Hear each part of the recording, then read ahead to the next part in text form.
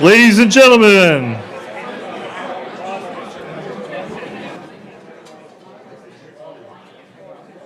perfect. I have you so well trained. Welcome to the Cambridge Roundtable on Science and Religion, where tonight the subject is science of the origin of life. Now, you know, we are dedicated to mixing science and religion because they are the two most difficult things to mix, and that's why we do it.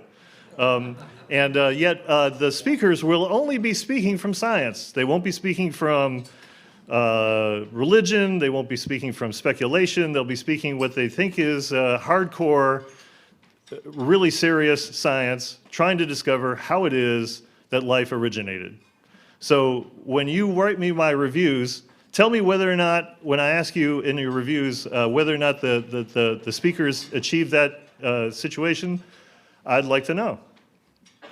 There's two rules at the roundtable. One is, I listened to Eric Schmidt, who was the chief executive of Google, and he has rules for that company when he was running it. Maybe you know that he always says there's two, and then he changes the two that they are. Okay, but the one I heard was the rule is well, clothes are necessary. Okay, so I think you guys already did that. Now the second rule he said is our rule is to have the most creative, informed, ready to go people. We want them to have fun. So that's why a roundtable is designed to have fun. That's one of our rules, is you must have fun. If you're not having fun, I want to hear about it. I want to hear about your complaints and comments. But the other rule we have is, and you'll learn this in time, only one person speaks at the table at a time. Because if even more than one does, the room becomes just ridiculously loud, and you can't hear anybody at anybody's table. So we need you to cooperate. Don't talk to your neighbor. Just talk into the table, like sort of lean into it. Let us know that you're ready for the next, for the next comment. And table facilitators are at your table. What's their main job? Is to basically make sure that if you talk too much, they let you know, and if you don't talk enough, they let you know. Otherwise, they're not there to answer all the questions and solve all your dilemmas and tell you where to get dry cleaning. They're not there for that. They're there for just managing the conversation to make sure everybody feels comfortable doing that. I'm going to borrow two illustrations from one of our panelists, whose name is Peter Kraft. Peter is, shall we say, the Chrome Dome at the back table right there. He's a philosophy professor at Boston College, and here's a book that he wrote that I find really interesting. The book is called Socrates Meets Jesus. So what happens is Socrates is revived, and he ends up at Harvard University. Can you guess where that really is? It's Harvard, okay. So what he does is, Socrates hears about Jesus, hears something about him, but he says, well, I gotta really get to know who this is. So he asks people at Harvard University about Jesus. And as you know, not everybody at Harvard knows really who Jesus is. There's personal views, there's professional views, there's all kinds of things in between. So what Socrates ends up doing is trying to meet as many people as he can, many different people as he can, and by the end of the book, something happens, and I don't want to give it away. But here's why Peter wrote the book. I think it's a parable of telling you, don't let anybody else tell you what to think, and do your own thinking, but ask questions. If you don't ask questions, you'll never come up with new ideas to bat around. So that's what a roundtable is for. A roundtable is for, don't let anybody tell you what to think. You've got to ask questions of your neighbor. You've got to ask questions of other people who, from other professions, other disciplines, how they see things, and it's going to help you see things. Because just if Socrates woke up one day to the 12 disciples, he'd get 12 different stories about who Jesus is, wouldn't he? I mean, he'd get 15 different stories about who Jesus is. So nobody can especially nail a topic very well. None of us can. I mean, look at the $10 words that both Jim Cronin and Lee that Jim Tour and Lee Cronin use in their papers. How are we supposed to understand what they wrote? But we have to ask questions. We have to consider the evidence. We have to make up our own mind. Don't let somebody from have it tell you how to think, okay? Now, the other illustration that I can give you as to why we do roundtables the way we do, and by the way, since we've been on the map, since 2002, we started in Amherst, then we came to Cambridge, then we stayed in Cambridge ever since. But since then, we've added 18 other sites around the country. And these 18, well, altogether 20 sites around the country all do what we do. They all try to collect, 75% of the audience should be faculty. Maybe 25% is somebody else, a spouse, a friend, a grad student, that sort of thing. The key thing is we believe that when we're exchanging information, exchanging it person to person is how we best absorb something new, or even how we, let's say, settle on something old. And because I'm a minister, I'm allowed to give you an illustration from the Bible because that's what I do, right? Okay? So there's the Gospel of John. This is what I got from Peter one day. Gospel of John. What's the first words out of Jesus' mouth in the Gospel of John? Because there's a couple of chapters where he doesn't speak. It's when John the Baptist points his own disciples to Jesus and says, you need to talk to that man. So they approach Jesus, and what is the first words out of his mouth? He says, what do you want? Isn't that a great question? Because really, besides what you know and how you feel, the other thing that matters is what do you want? That's what's going to drive you and what you're interested in. So how do these few guys answer? They answer, where are you staying? And why did they say that? Because they want to know the whole person behind who they were pointed to. They want to know not just, answers to really tricky and interesting questions. They don't want to know, like, what do we do about the Romans? What do we do about the tax collectors? They wanted to know the person. So the best way that we're going to get to know new information and absorb it is not only get to know yourself, but get to know the other people where the information comes from, because it's colored by, information is colored by how we see it. So it's important that you want to know that, because that brings up the question of what do you want? You're going to have to actually want to know something as opposed to, that's just trivial information. So that's why a roundtable exists, so that we can have more personal encounters with information, because information by itself, like, you can go to a lecture and hear it and forget about it. But you come to a roundtable and you talk about it, you're never going to forget about it, I bet. So this is where I give just very brief introductions. We have two featured guest speakers. They are sitting way in the back. By the time they make it, well, one of them makes it first. I'll have finished his introduction. So Jim Torr, why don't you start coming up? Jim Torr is a Rice University chemistry professor, and he is going to share with us what he shares in a lot of other venues, and it's an examination of the chemistry involved in the origin of life. Please welcome Jim Torr.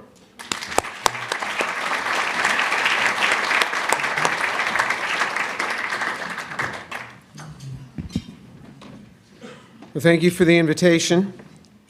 And we're just going to go through this. Let me give you a few definitions. Abiogenesis is the origin of life from non-living matter. To construct any convincing theory of abiogenesis, we must take into account the condition of the Earth about 4 billion years ago. Not my definition. This is from Merriam-Webster. Prebiotically relevant means that we are restricted to materials and procedures and conditions that might have been available on an early Earth.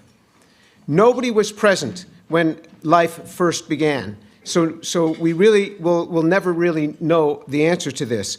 But that's not what we're seeking. What we are seeking is an experimentally verifiable hypothesis as to how life might have originated. Textbook characteristics of life are responsiveness to the environment, growth and change, ability to reproduce, have a metabolism and breathe, maintain homeostasis, being made of cells, passing on traits to offspring. Homeostasis is a steady internal physical and chemical condition. Professor Cronin, who's here today, agrees with me. He said, I'd like to ask you all a question, which is, what is the most basic unit of matter that can undergo Darwinian evolution that you know of? And I suppose it won't be much of a surprise to see that it's a cell. He further said, so what are the requirements of our living system? We need genetic code, we need mating, we need metabolism, we need adaptation, we need homeostasis. So Lee and I are in agreement here. I am not speaking of a God of the gaps. I think that we will one day find out how life began. But I don't think we are anywhere close, nowhere close. And how can I say this?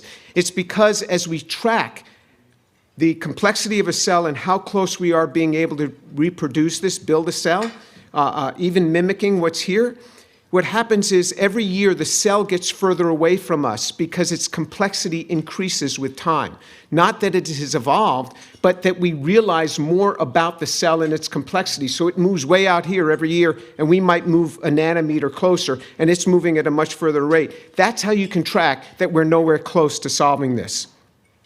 Chemistry is the language of living systems. We are not built out of silicon. We are not built out of transistors. We're not built out of carbon-carbon composite materials. We are built out of molecules. It is very hard to build out of molecules. There is a reason why that we don't build our robots out of molecules, because we don't know how to do it. There's a reason why we use cameras that have lenses that are made out of glass and silicon rather than chemicals, because it's very hard to do this, even though we have ubiquitous examples around us in one another. You have to have the polysaccharides, polypeptides, polynucleotides, and lipids. These are the 4 classes of compounds, and you have to have the monomers that make them up. That's the language of living systems. But molecules don't care about life. Molecules have never been known to move toward life, ever. They don't do that unless there's a biological entity like a person pushing them along to try to do this, and still even then we've not hit it. There are 3 basic approaches to discussing origin of life, in my opinion. This is my opinion. We force reaction chemistry toward life, and it's not working. Professors Eschenmoser, Sostek, Benner, Sutherland, Krishnamurthy, and many others, including the older work of Professor Cronin, have been trying to do this. Or you avoid reaction chemistry because they realize it's not moving toward life, and this seems to me to be more recent work of Professor Cronin, but he'll speak for himself in a moment. I suggest that we do not yet sufficiently understand reaction chemistry to see its projection toward life. There are enormous scientific mysteries yet to unfold. They may be 100 years, 200 years away, but we still have much more to learn about reaction chemistry before we can start seeing molecules move toward life. Professor Cronin's older work, he tried to make oligopeptides by some prebiotic-like route. It was a bunch of garbage. There was nonsense there. And same thing with saccharides, because this is hard. You try to make these sugars. We made billions of compounds. It's very hard to do this. You try to push molecules toward life. They don't want to go. They don't know to move toward life. They have no brain. They don't want to evolve toward life. There's no impetus to do this. Professor Cronin's newer approach to describing the origin of life, he avoids the use of chemical structures and chemical reactions, he avoids the language of chemistry. That is because, to date, prebiotic reaction chemistry fights against the path that moves toward life. And I think he's seeing it. And I think Professor Cronin is more and more coming around to my position, and we'll see that. Professor Cronin now speaks of the general primordial soup model, saying it's a good model, with no rationale for what makes it good and what chemistry is involved. I don't know if you know the primordial soup model, where you have a pond, and in that pond are some molecules, lightning strikes, molecules form higher order structures, those form a cell. And those cells now form higher order structures, and you get creatures living in the pond. And then those creatures evolve and they come out of the pond. That's the primordial soup model. You know where that came from? You think that came from Miller-Urey? No. You think that came from Darwin? No. That came from the Babylonians. And out of that pond where life came from, came their gods as well. You want to take those? It's nonsense. He'll speak about bubbles. He'll speak about salad dressing. Lee Cronin has said the most important thing he does in his lab is salad dressing. He'll talk about flipping coins, playing cards, royal flushes, the birth of stars and planets, anything but specifics about reaction chemistry, because reaction chemistry is really hard to push in this direction. Has the public been misled on the origin of life claims? Well, 1/3 of the public, and this is 80% of this public, had a college education, some level of college education, a college degree. 1/3 of the general public thinks that scientists have made frogs in their lab just by putting molecules together and built frogs. 2/3 of the general public think that scientists have made bacteria in their lab, a bacterium. Both of those are false, in case you didn't know. Well, because there's mixed messaging from origin of life researchers. Jack Sostek, who many of you know, Professor Sostek, he said in 2014, told a Search for Life gathering of 50 on Saturday afternoon in New York that he expected to make life in the lab in 3 to 5 years and more likely within 3 years. That was in 2014. How's it going, Jack? I mean, it's a rough thing. It's hard to do it. He never succeeded. Dimitar Seselov, again, another Harvard professor, said that he thinks it'll take 5 years and not 3. That was in 2014. Professor Sostek then said in the University of Chicago in 2021, he said, we've not made the RNA, he said this, what's in italics here, but it's basically, he's not even made the RNA yet in a prebiotically relevant manner. It hydrolyzes too rapidly. That's the bottom line. That's the truth. Why does he tell the experts this and the general public something else? Steve Benner, former Harvard professor and now director of Foundation for Applied Molecular Evolution, said to a YouTuber in 2021, I suppose many of the big paradoxes in origin of life have been solved.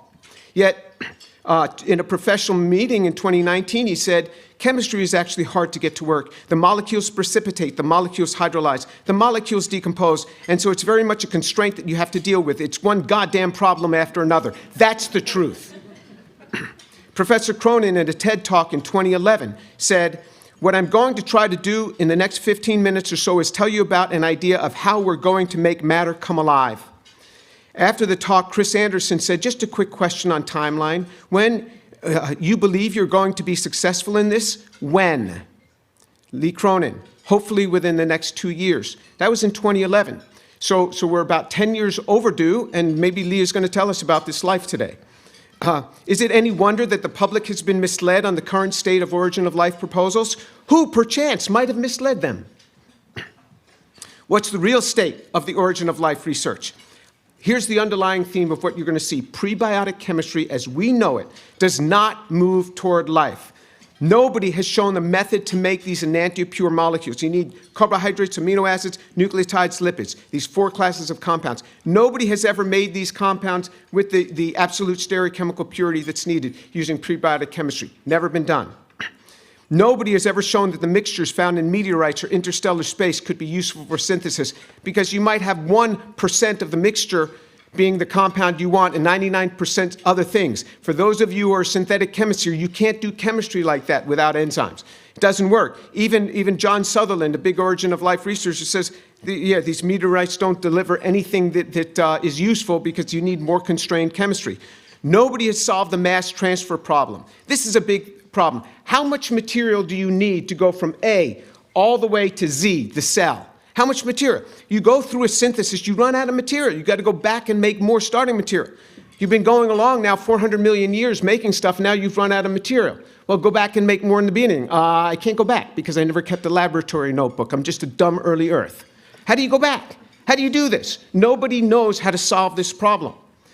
Nobody has shown the prebiotic route to polymerization. You can't hook the sugars together to make carbohydrates. You can't make polypeptides because of the side chain problem, and you can't make the polynucleic acids because of the 2,5 linkage and the branching problem. Nobody's made the polymeric systems that compose us in a prebiotic route. The carbohydrate, just think of it, six glucose molecules. 6 glucose molecules. How can you hook them together? AAA, for example. No, you can hook them together in over 1 trillion ways, because there's all these different tentacles of how they can hook up. Over 1 trillion ways to hook up just 6 glucose molecules. They have open form, closed form, they have the anomeric system, and so we don't know how to do this. You get the wrong polymeric structure, the cell will never get a chance to live. Every disease has a carbohydrate problem associated with it. Nobody has solved the polymer stability problem when dealing with the single molecules. Time is enemy number 1. And Martin Nowak helped me calculate this on the back of a menu about a year ago. And so if you have a mole of RNA, it has a half-life, say, of 100 days, which is pretty gracious to give it. That's 2,400 hours in water at room temperature. What if you have one RNA that just happened to form to be just right? How long would you have to use that? That's 2,400 divided by 600 because it's 600 mer. That's 4 hours. You have 4 hours. So if the right molecule happened to form and to polymerize, you'd have to have very pure monomer. or else you could never get a 600-mer. And now, all of a sudden, all the excess materials have to come out, and you have to get all 20 amino acids diffuse in from where? We don't know. It's an early Earth. It's a puddle someplace. And they have to diffuse in high purity. You have 4 hours. You can't even do that in a laboratory. How does that happen on an early Earth? Nobody knows. When you're dealing with one molecule, stability is a huge problem. You say a peptide lasts longer. It'll last 13 days if you have a 200-mer peptide. Nobody has solved the problem with this functional group side chain. This kills off all polymerizations of amino acids to make polypeptides. Nobody solved that. Nobody has solved the code problem. What's the genetic code? How do you come up with the code for life? You have to have prescribed code to orient all these molecules. Nobody knows where that comes from. Lee will agree. He's talked about this. What's the code?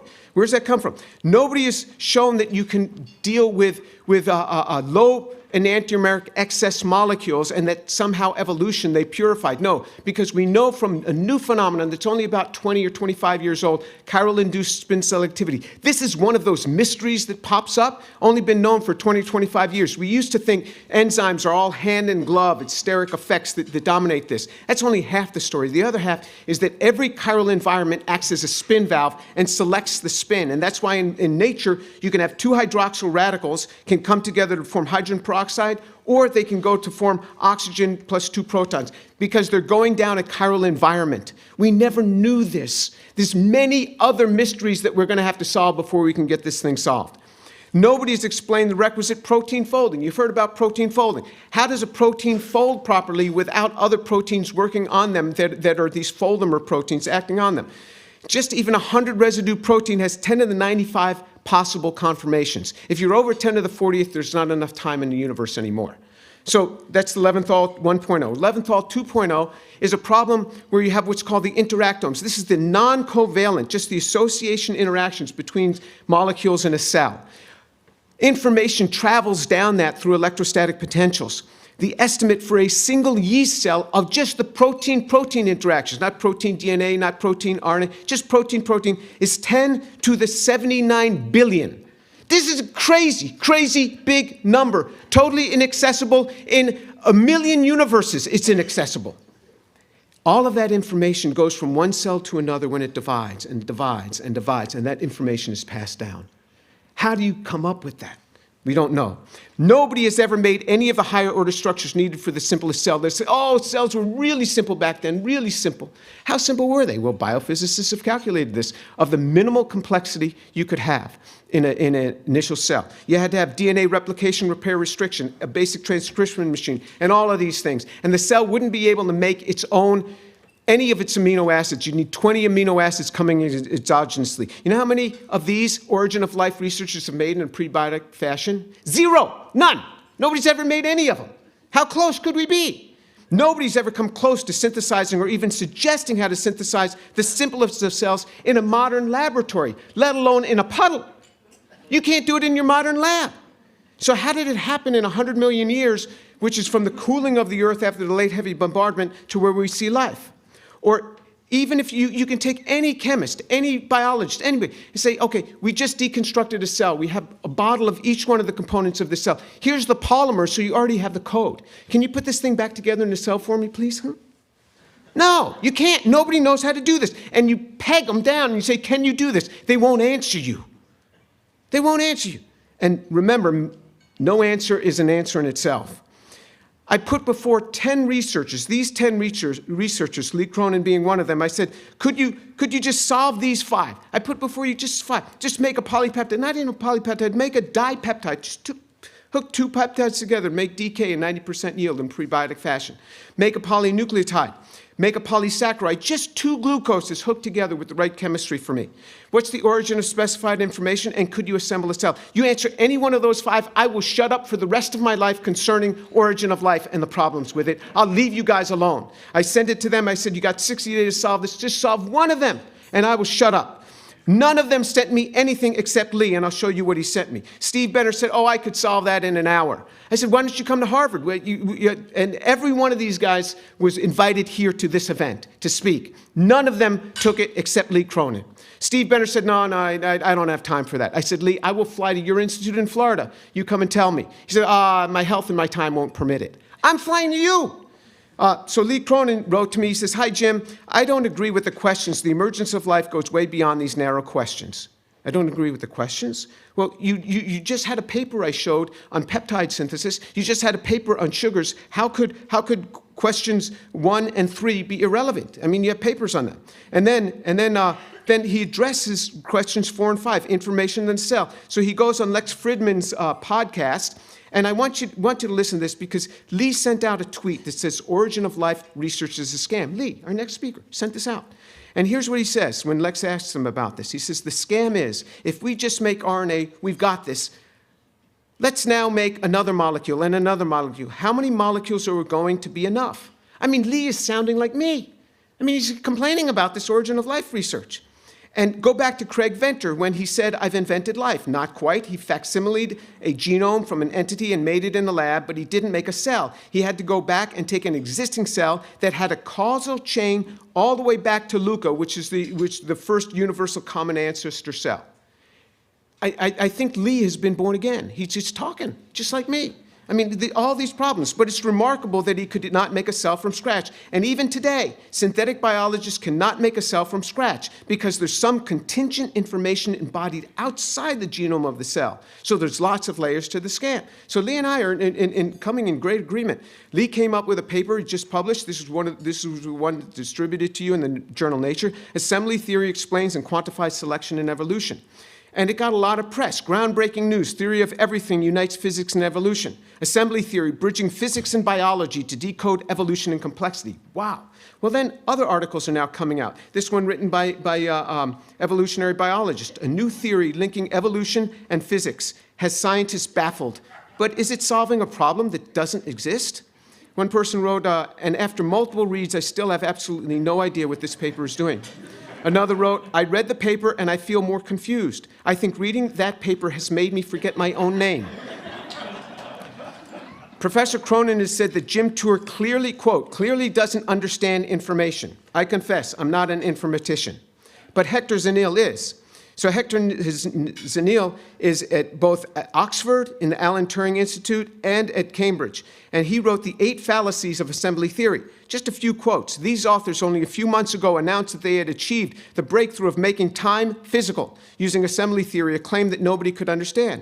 Now they claim the same theory can explain selection and evolution, unifying biology and physics, and explains all of life.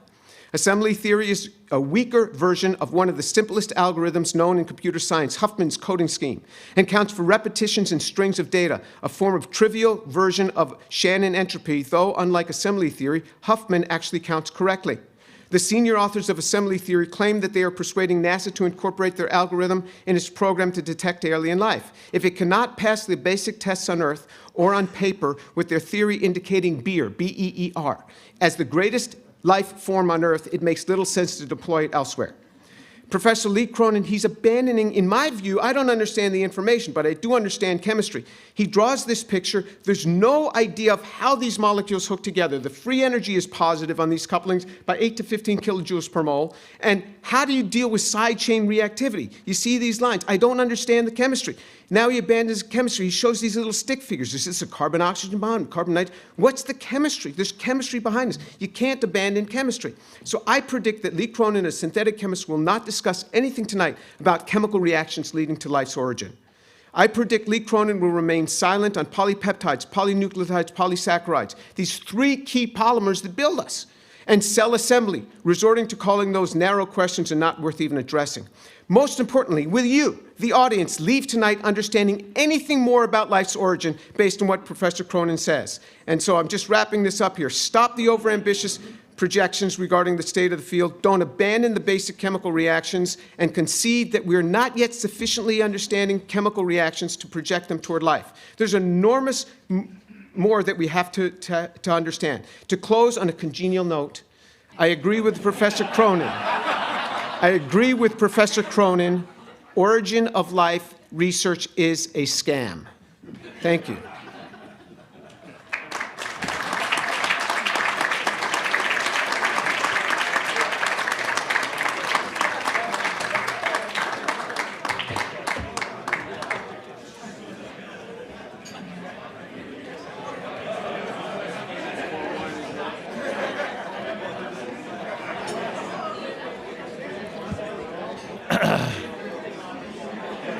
Okay, excuse me. I just wish Jim told us what he really thought. Our next speaker has the giant bullseye on his back. Lee, it's the cost of going second. I'm sorry. This is the way it is. Well, Lee Cronin is a professor of chemistry from the University of Glasgow, who's in town for a chemistry thing. And Lee, we really welcome you. Please, let's have a hand for Lee Cronin.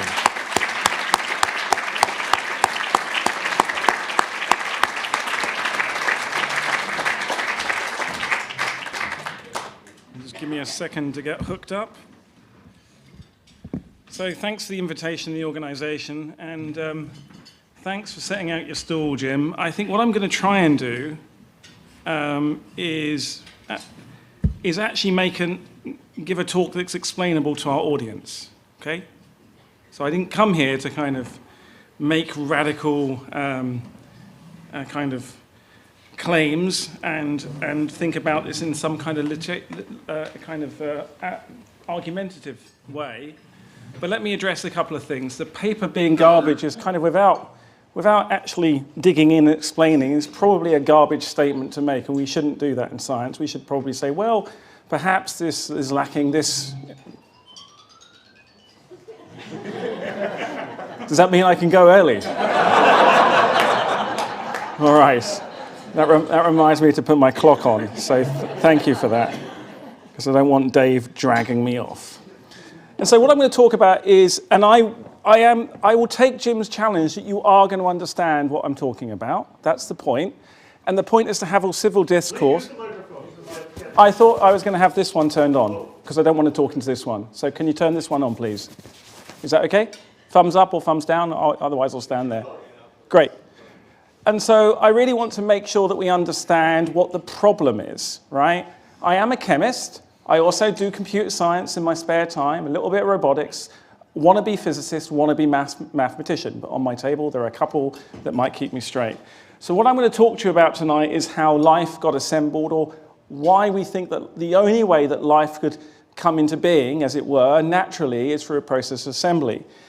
Now, I remind you the heliocentric view of the universe, that Galileo kind of had popularized an instrument that helped us look in the universe in a new way. And I want you to think about how we need to think about things differently. And Jim's right, we mustn't think about what happened as a historical experiment. Take our sun. This is our sun. Imagine you could look up in the sky and you could only see our sun and no other star. You would obsess. Where did it come from? Why was that mass? Why did that flame do this? Why did it do that? Why did it blink? But really, we need to understand not the origin of our sun, but how stars form in the universe. And how, indeed, if you look up in the sky, and if you're lucky enough, you'll see them dying, and you'll see them being born. So one of the things that I am really trying to do is step away from this historical argument, because I want to make progress in my lifetime. Yes, I admit 2 years is a little bit too quick, but Elon Musk has been promising self-driving cars for ages now, and some of you might drive Teslas, okay? So we will make progress, and yes, we are not perfect. In science, we do make claims that need revising. But the thing to think about is, do we exactly say how the sun got its mass, its precise composition got started, or do we ask, how do stars form? What is their temperature? What is their color? What is their luminosity? How they'll die? Now let's tackle the next argument. All the problems that Jim talks about. Yes, we can solve polypeptide formation. Yes, we've got a board here. We can go up and we can talk about the chemistry, but we need to talk about constraints. Now, Jim, in the panel debate, I will predict, will talk about what a great chemist he is and use the kind of humiliating way that chemists can occasionally say, did you not remember that? I'm going to tell you how I can profess better than you. I'm not going to do that. I'm going to tell you clearly what the problems are and bring you along with me. And if you can agree they're problems that we can solve together, then we'll make progress together. I don't think Origin of Life is a scam. That was a joke, if you can listen to the podcast. And it's not just a joke. It was meant to prompt people to say, hey, Origin of Life has made fantastic progress. Shostak in RNA, Benner in looking at complex systems, Pauner, Sutherland, all these people. But I think they're thinking quite in a very particular way, and there's a broader picture. That was what I was meaning. And it's really important that we have a wide church when we're pre-paradigm. If you go back to the time of electricity, when the voltas and the amperes were having an argument, when Edison and Tesla were trying to work out what the best way to distribute our electricity, it was not a clean progress. It was lots of argument. But I'm trying to keep my voice low. I guess your eardrums have already been rattled a little bit. But where did the watch come from? Where did the cell come from? How do we explain these phenomena? There's so many problems. I think we're looking at it all wrong. What we can see, look around you. Look at your glasses on the table. Look at the cup. Look at the knife and fork. These objects did not spring out randomly. They were fabricated. They were fabricated by human engineers who evolved on planet Earth. Everything you look around you is a product of evolution and selection. There is no magic printing press, right? If you go all the way back to, if our reality, God forbid, got destroyed in some way and we had to recreate the silicon fabricators, would we go back to the Stone Age? No, but we would have to recreate the machine that made the machine that made the machine that made the machine.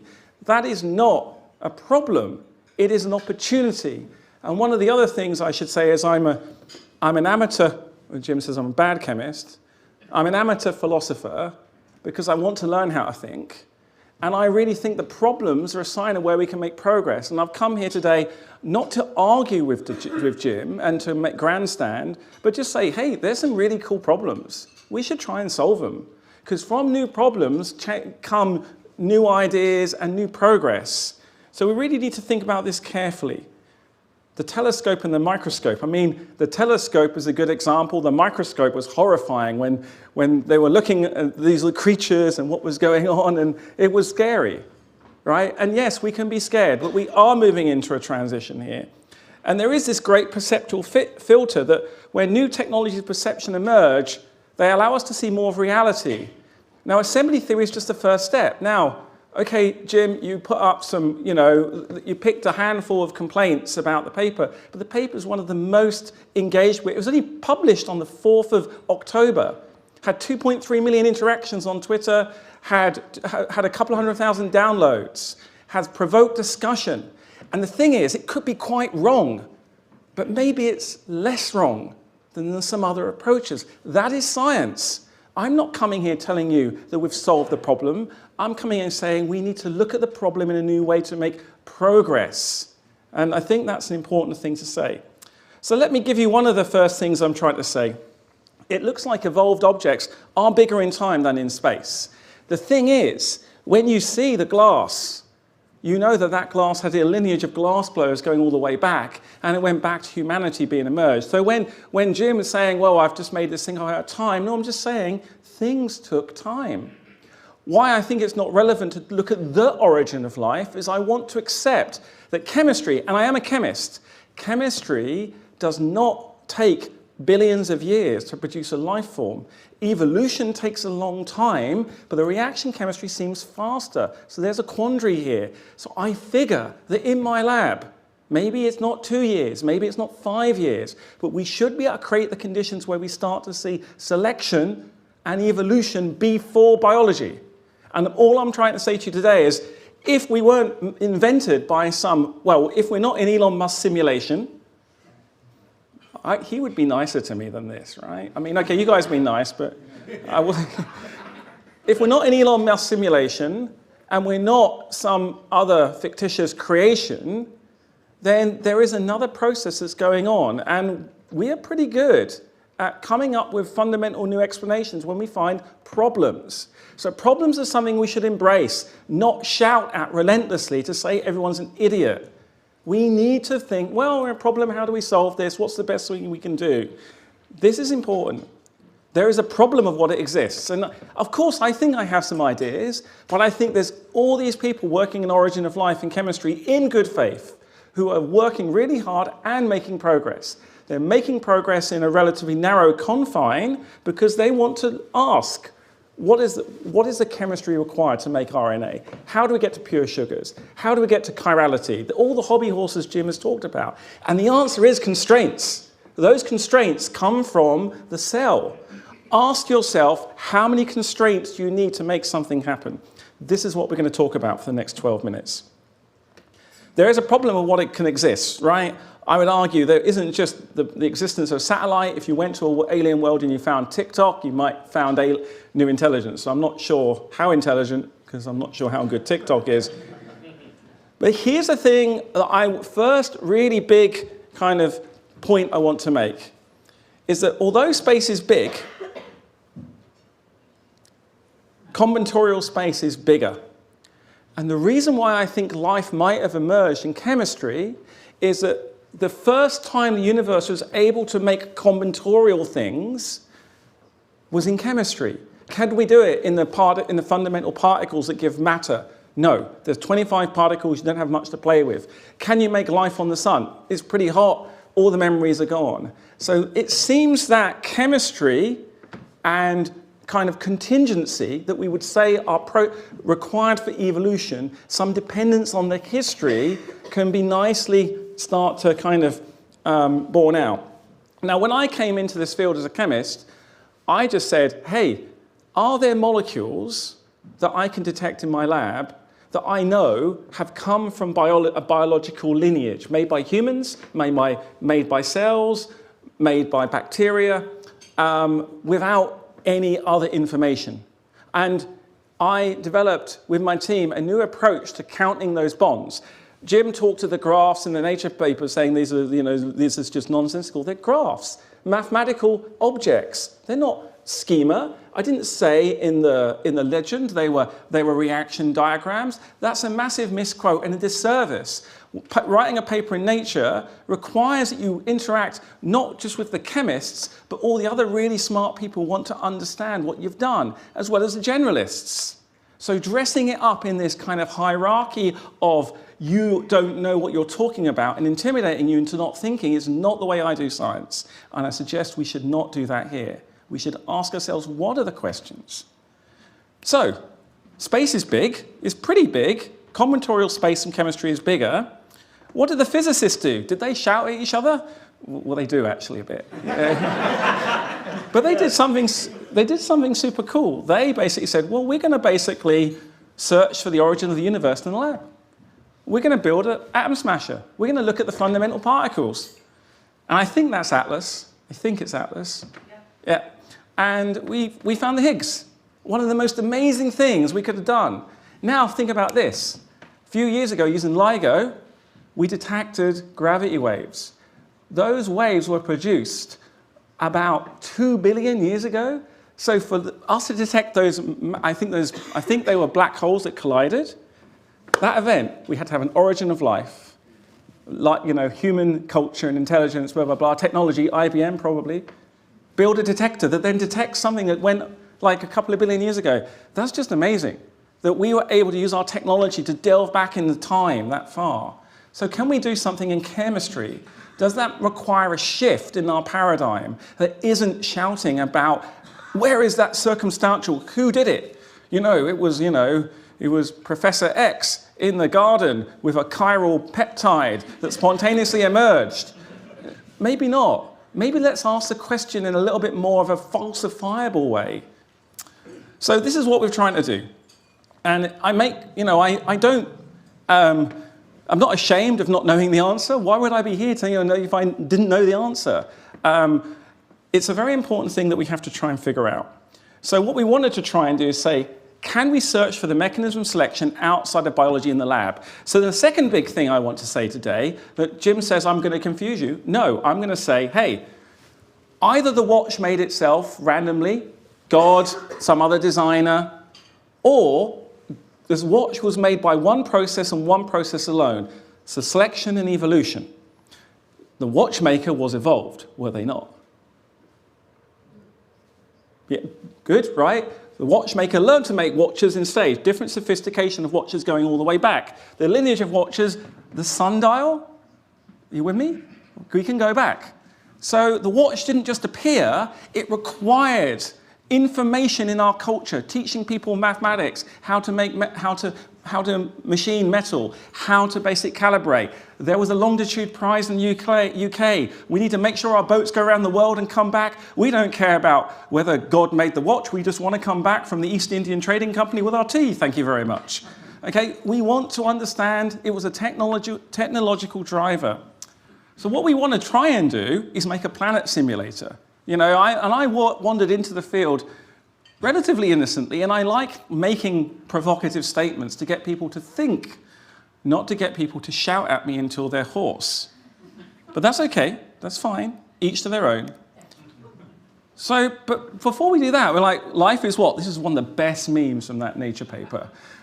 So there's like this guy showing it to Donald Trump going, you know, eh? Evolutionary biologist what right now? And this paper was quite interesting because it did cause questions. People did get angry. But don't worry, Jim, it wasn't just Hector. Evolutionary biologists were unhappy. Physicists were a little bit unhappy. Prebiotic chemists were unhappy. Computation unhappy. But then when the creationists got unhappy and said it wasn't creationist enough, I was like, my job is done, take a day off. And that was probably a little bit of a low joke, but it was like, I needed some laughs. So what are we trying to do with this paper? What does assembly theory actually do? So assembly theory tries to explain how selection is the driving force that produces proto-evolution outside of biology. Selection is the force that produces the star. Well, what? Well, if you think about it, how does our star form? You have hydrogen, this hydrogen collapses under gravity, increases, and you get detonation, and now explosion, sustainable star. So that were the kind of the forces that produces fusion in our universe, right? Magic a few hundred years ago. In fact, the first reason, so biologists need to teach physicists a few things, right? If you go back to Darwin and the origin of species, he realized that actually he needed more time than was allowed for evolution. And Kelvin at the time, Kelvin was a Glasgow University professor, calculated the lifetime of the sun, and it was about, 6,000 to 8,000 years. He was like, but then he realized so he just dismissed evolution. It's like, nah. But actually, what he should have said is, oh gosh, when I estimated the lifetime, I made the sun out of coal. Out of coal. Clearly more time was needed, and there's this entirely new energy source we had no idea about. This is when problems don't match up. This is what gets me excited as a scientist, because I can see the discovery is about to come. So let me try and teach you assembly theory in a non-patronizing, non-shouty, normal way of saying, let's have a look. So assembly theory is actually very simple. It's about the possible formation of objects. Assembly pathways start with a basic set of building blocks and allow joining and reuse. It's a bit like you give a child and say, right, start here. Let's just take abracadabra. I'm going to give you the letter A, B, C, D, and R. Please make abracadabra on a graph by using the letters going one at a time, and you can reuse any memory on the graph. So you go A, B, R, A. So you make abra, and when you go on, you've got abra on that graph, you've made it, you somehow have a memory of abra, and then you go down, and you make abra-ca, and you're like, oh, I've made the abra before. I don't need to spell it out again, I just add it on. So it's not compression, like Hoffman encoding. It is actually built, from understanding you have an object at a beginning, and you do things, and events happen, and there is a memory trapped on that line. And that is assembly theory. It's not hard, okay?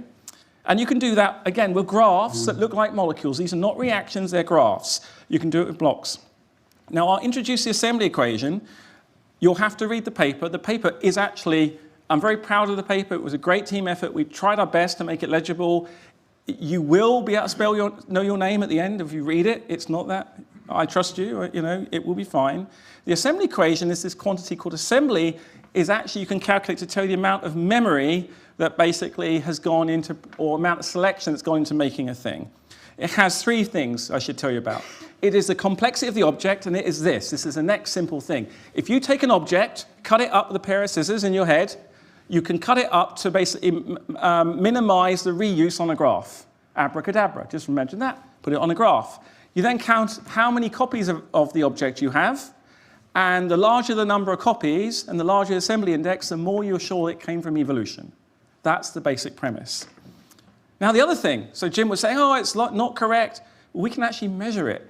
This is when I was like, oh, we can physically measure it without any mathematics. We can go and do molecular spectroscopy. We can do a thing called infrared, shine light on it and count the number of bands. We can do mass spectroscopy, cut it up into blocks, and we can do NMR. 3 independent techniques, and we're able to measure assembly index.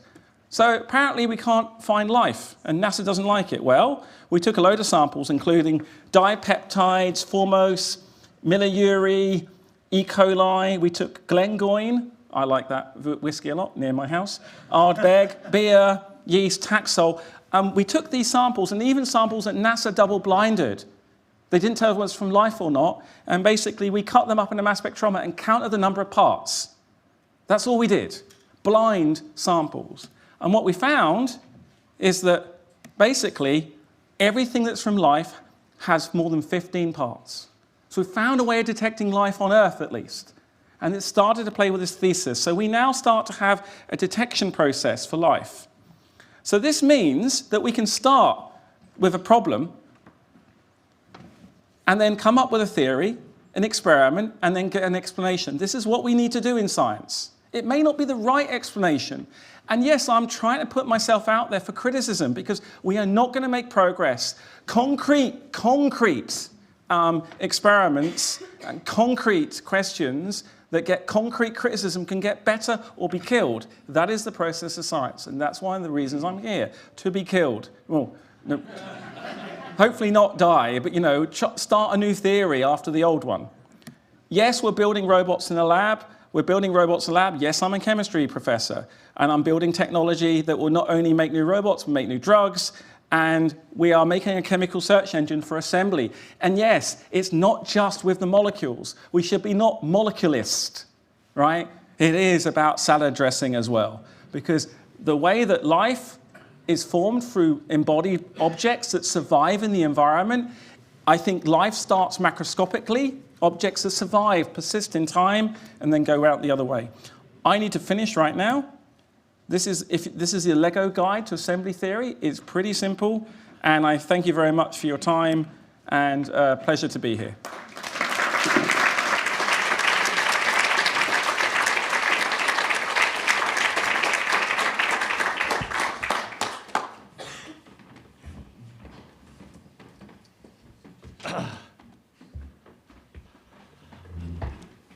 All right. No food fights at the table, okay? We'll now be served dinner, and your facilitator is going to be helping you maybe to help you make introductions to each other. Try to be as brief as possible, otherwise you'll spend the whole time just introducing yourself to each other, which maybe, is okay.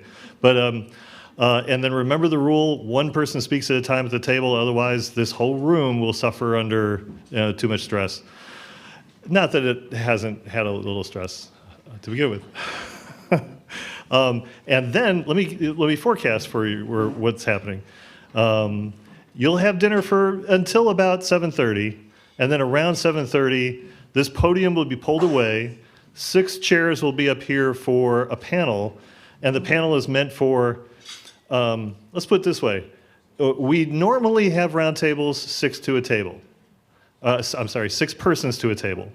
And that's what our norm is when we're in this room. We have to go with an actual round table. Can you imagine that? So what would it be like if your table of 6 had everybody read ahead of time, had everybody studied the subject matter, and maybe 2 experts were involved? So Lee and Jim and 4 other people will be up here having a discussion about things. And it's sort of a chance for you to say, if I want to come back and be at a round table and see it go that well, which I predict it will go that well, then you'll have a taste of what that means. But in the meantime, with all the really hard questions that everybody would love to ask and answer, sorry that you can't do that here, but their email addresses are available for you to ask them tough questions. So let me just stop talking, and it's time for dinner. Enjoy.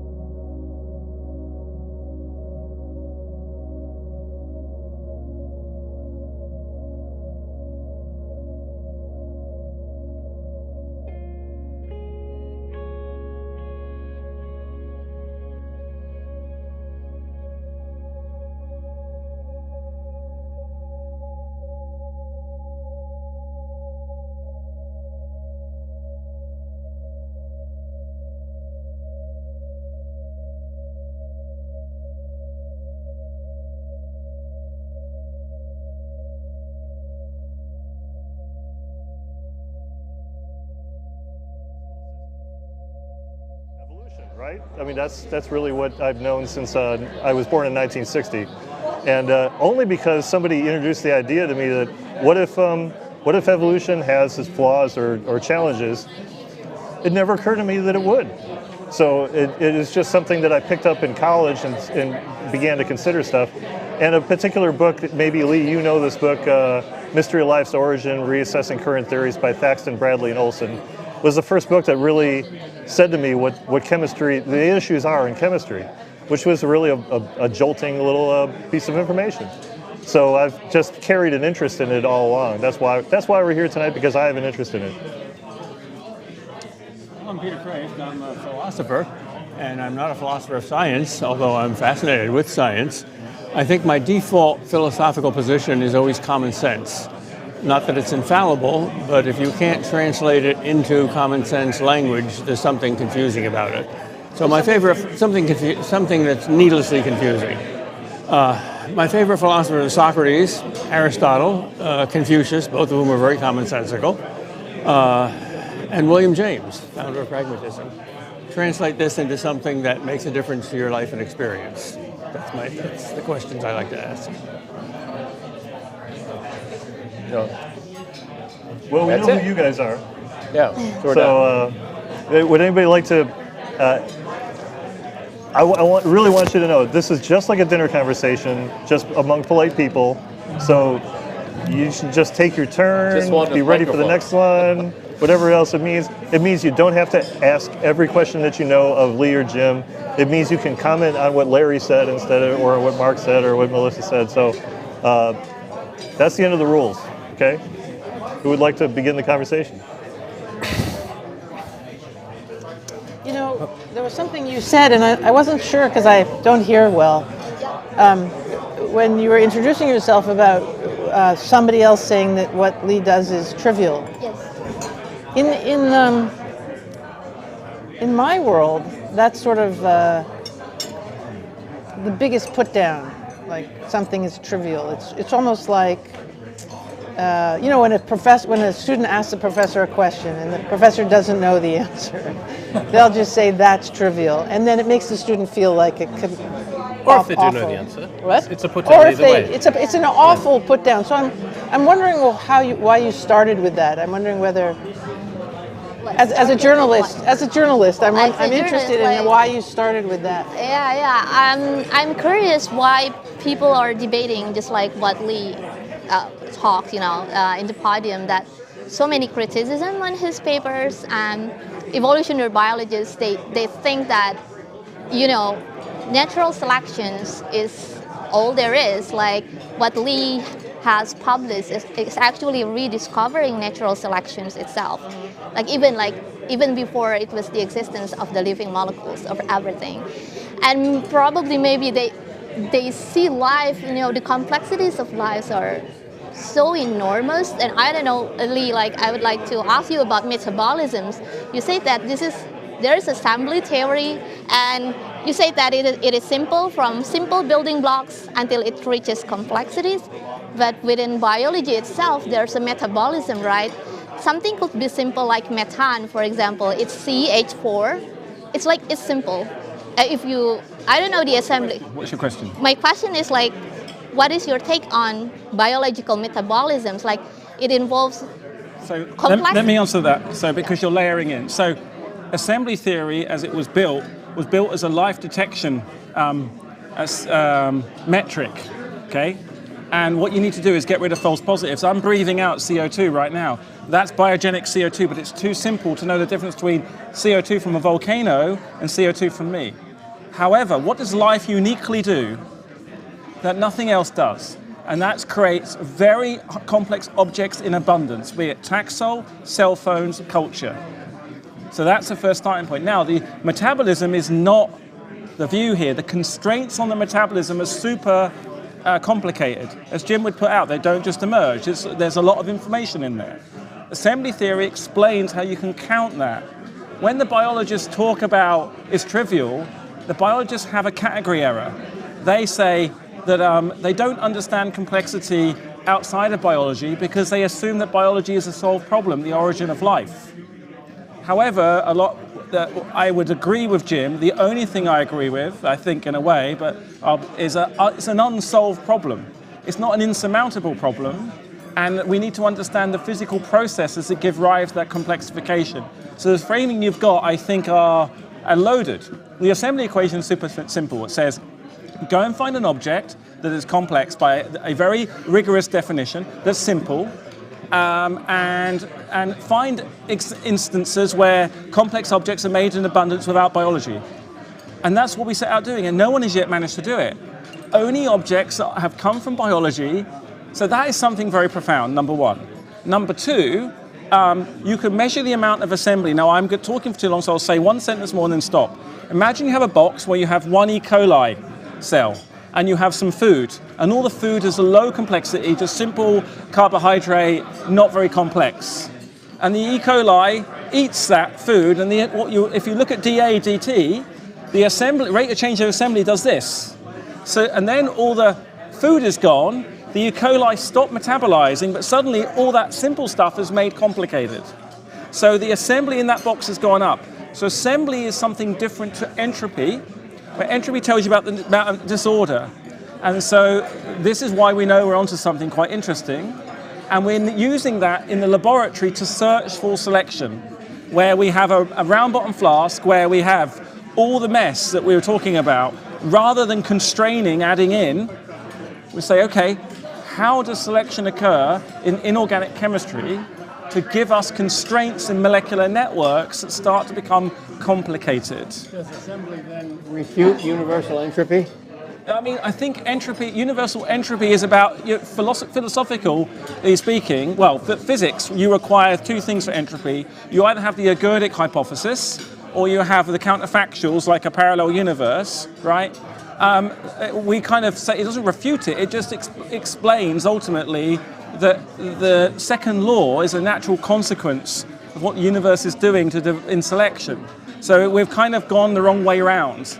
There are a series of errors that we made going back to Newton, but I mean, that's way out of my pay grade. Like, I'm just like, can I make a measurement device to look for the emergence of selection in a chemical reaction where we haven't put any information in? Is assembly identical with selection then? So I don't know if it's identical with, but it is a great proxy for. And we are. What's the difference between the two? Well, because selection, Darwinian selection, as you were pointing out, is not just about increasing complexification. Mm-hmm. It's about fitness in the niche. Mm-hmm. And I would say that fitness in the niche doesn't just get more complicated. Sometimes you get more simple. You build in redundancies, you can take things out, right? And our cultures do this all the time. Our economic system does this all the time. And we're just at the beginning. I don't yet understand the ramifications, but assembly theory can be applied to cultural theory, sociological theory, and also language. We've mapped the emergence of language using assembly theory to understand what is the historical path that languages emerged, and then the entropy argument you can use to explain what would happen if there wasn't any selection. You just had dissipation. Well, if complexity and consciousness evolve in parallel ways, if usually the more of one, the more of the other. Complexity and, sorry? Consciousness and complexity. Well, that's a big leap. No. I think complexity, consciousness is an emergent phenomena in the same way that selection is an emergent phenomena when you have chemical bonds. Chemical bonds. That's why the chemist is really central to this enigma, which is kind of a way where I would like, chemical bonds give us the heterogeneity in the universe for the first time. Okay, I'm glad you disagree with that, because most people don't, I think. They think that consciousness is the most complex thing in the universe. Well, I mean, I don't think it's a category error to measure the complexity of a consciousness. Right. The complexity of a brain, but by assembly theory, no brains are absolutely identical. Morphologically, have some identity. I think I'm really, as an experimentalist, I need to measure things. And falsify. If I can't measure and falsify, I'm talking garbage, as Jim would say, right? I have to be able to do those experiments. Mm-hmm. So at the end of the day, I'm really happy to be open, because if I'm wrong, I'm going to get a lot of feedback very quickly about how to correct it. You have a lot of people out there with magical arguments that are too complicated for the average individual to understand, including me. It seems to me that my taste of this roast beef is much simpler than the roast beef itself. It has no parts. I mean, That's two different categories. It is. Yeah. It is. I haven't tried the roast beef yet, so I can't comment. But Proust wrote for pages and pages and pages about the taste of something, so it can't be that simple. I think you could probably write roast beef. Questions about it are not simple. No, but just a description of the taste. I'm not sure taste is simple. In Christian, Jewish, and Muslim theology, God is absolutely simple, but the questions about him are unanswerably complex. So I have a question for Jim. Since it's the Roundtable on Science and Religion, I want to understand what the stakes are for you in your argument, because you were pretty animated, right? And so let me, if you entertain a hypothetical, right? Let's suppose you go forward 300 or 400 years. You have a time machine, and you meet Lee's great, however many greats grandchild, who's also working on the emergence of life, and that person tells you that actually you were totally correct. That looking back,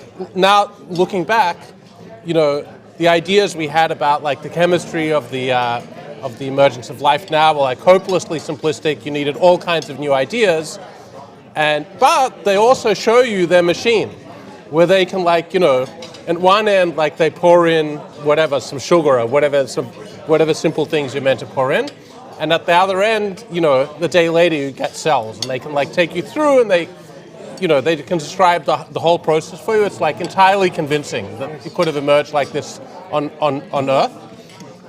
Do you feel vindicated, or do you feel like uncomfortable because of your religious views?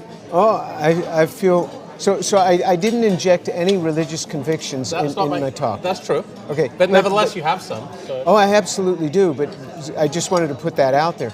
But no, I feel totally vindicated. I feel totally vindicated because I think that there's phenomena that. So the molecules in my mind are fighting against moving toward life, and you really push them, you use all sorts of ingenuity. In Lee's lab, he has all these robots adding in certain orders and certain times and certain chemicals, and you keep pushing them toward it, and it's so hard to have them move toward life. So just recently, just in the last couple of days, Dimitar Suslov here at Harvard has used chiral-induced spin selectivity to help him to get crystallization to enhance chirality in some crystals. This is using this new phenomenon. You see that, hey, maybe there is a route to really enhance chirality through a new phenomenon that wasn't even around when I was in school. So I think there's many new things that we're going to have to learn before we're going to be able to solve this problem, because many smart people have pushed on this, and it doesn't seem to have advanced. Not only we're further back because the cell is progressing further away from us at a faster rate. So if somebody can duplicate life, that's great. Just like when Watson and Crick published the genome, the way a genome stores information, that doesn't make God less in my eyes. That makes him all the more magnanimous. No, that's fine. So just to be clear, at the beginning you said, at the very beginning of your talk, you said that you think we will figure it out. Yes. But it was a very brief statement. So just to be clear, so you do believe, like, in the end, there's a naturalistic explanation for the emergence of life? Yeah, I think that we're going to see, just like I'm using the analogy of the genetic code, where we're going to go, oh, Lord, that's how you did it. That's how you did it. That's how information is stored in the cell. You know, prior to that, if you were 200 years ago, say you were in 1750, and you asked somebody about genetic code, for them to have said, oh, well, we've pretty much gotten this figured out. You know, if parents are tall, the kid's going to be tall. If they're short, the kid's going to be short. Mm-hmm. That does a disservice to it, to trivialize it in that manner.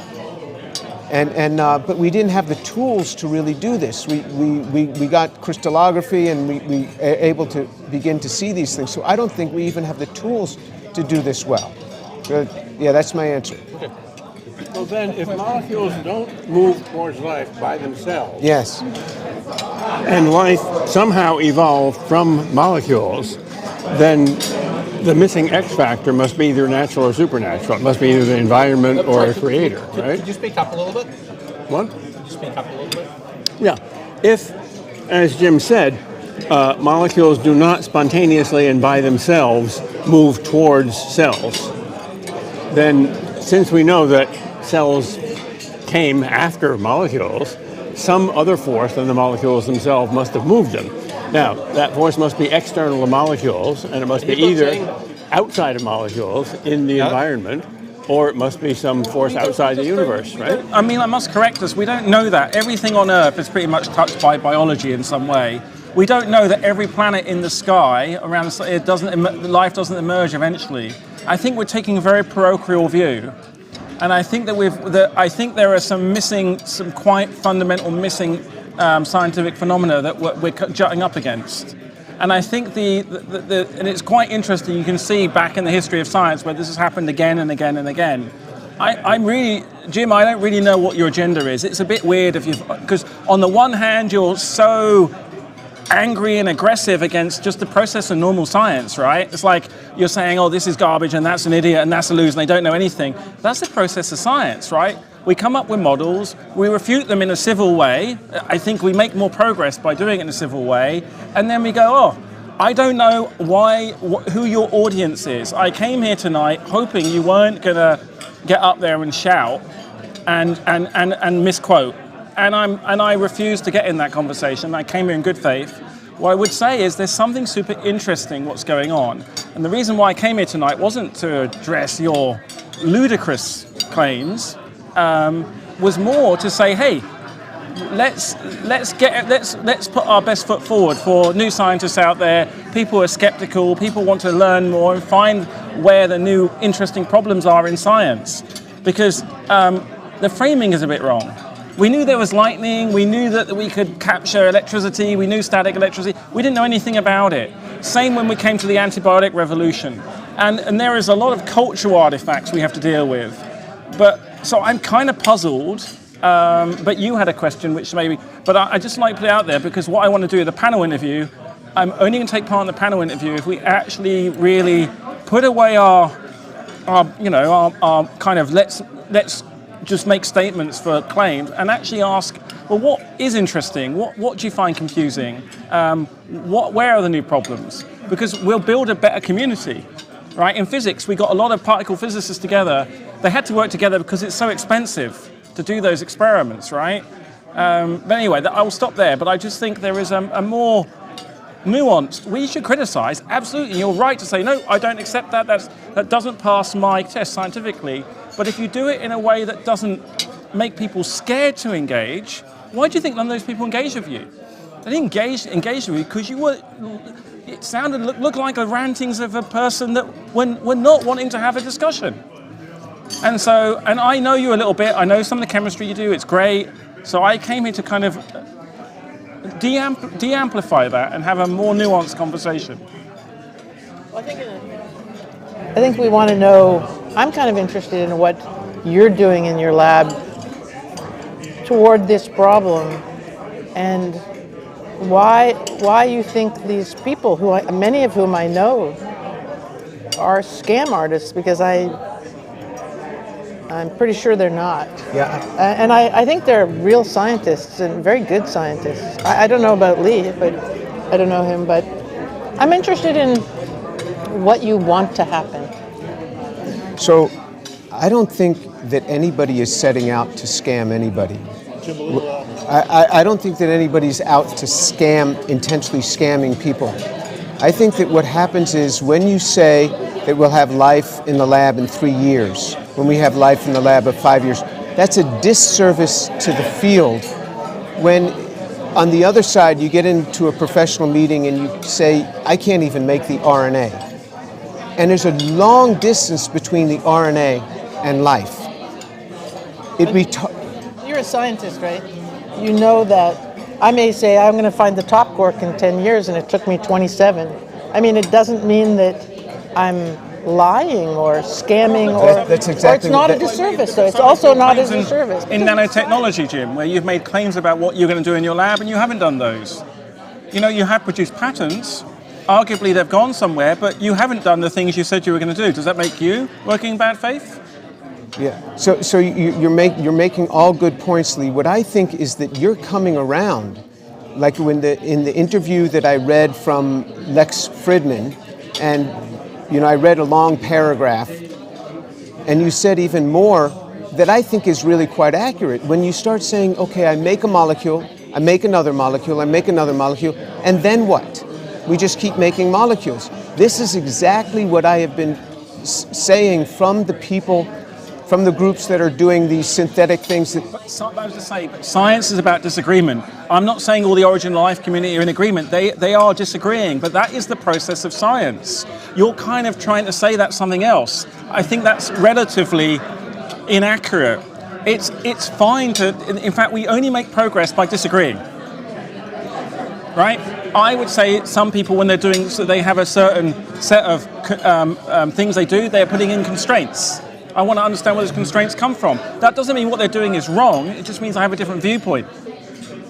Okay, so I don't mind saying that as a layman who's not a scientist, it's helpful when I hear Jim describe how we didn't know that we needed to know something that we found out just recently. In other words, a lot of things we don't know about how to detect how life would have begun, that the goalpost is actually farther than we thought.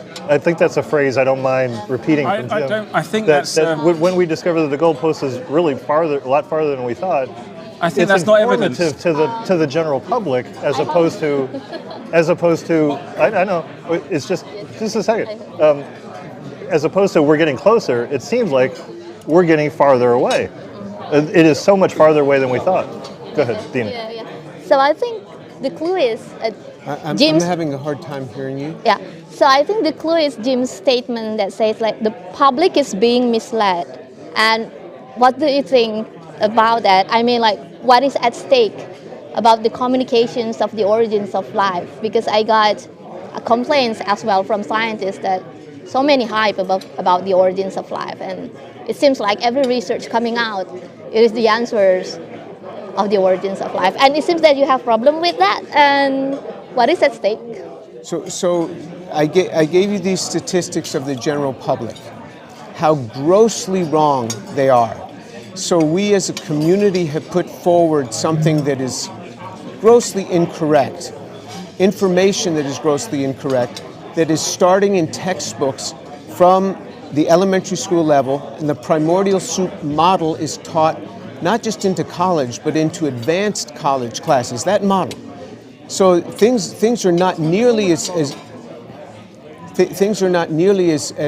comfortable as you might think. And so I think we do a disservice to students if we start saying that this is how life came about, when there's no indication that life has come about Jim, this way. There are textbooks on molecular transistors that you have built and conjectured and they never worked. So shall we take those ideas out of the textbook?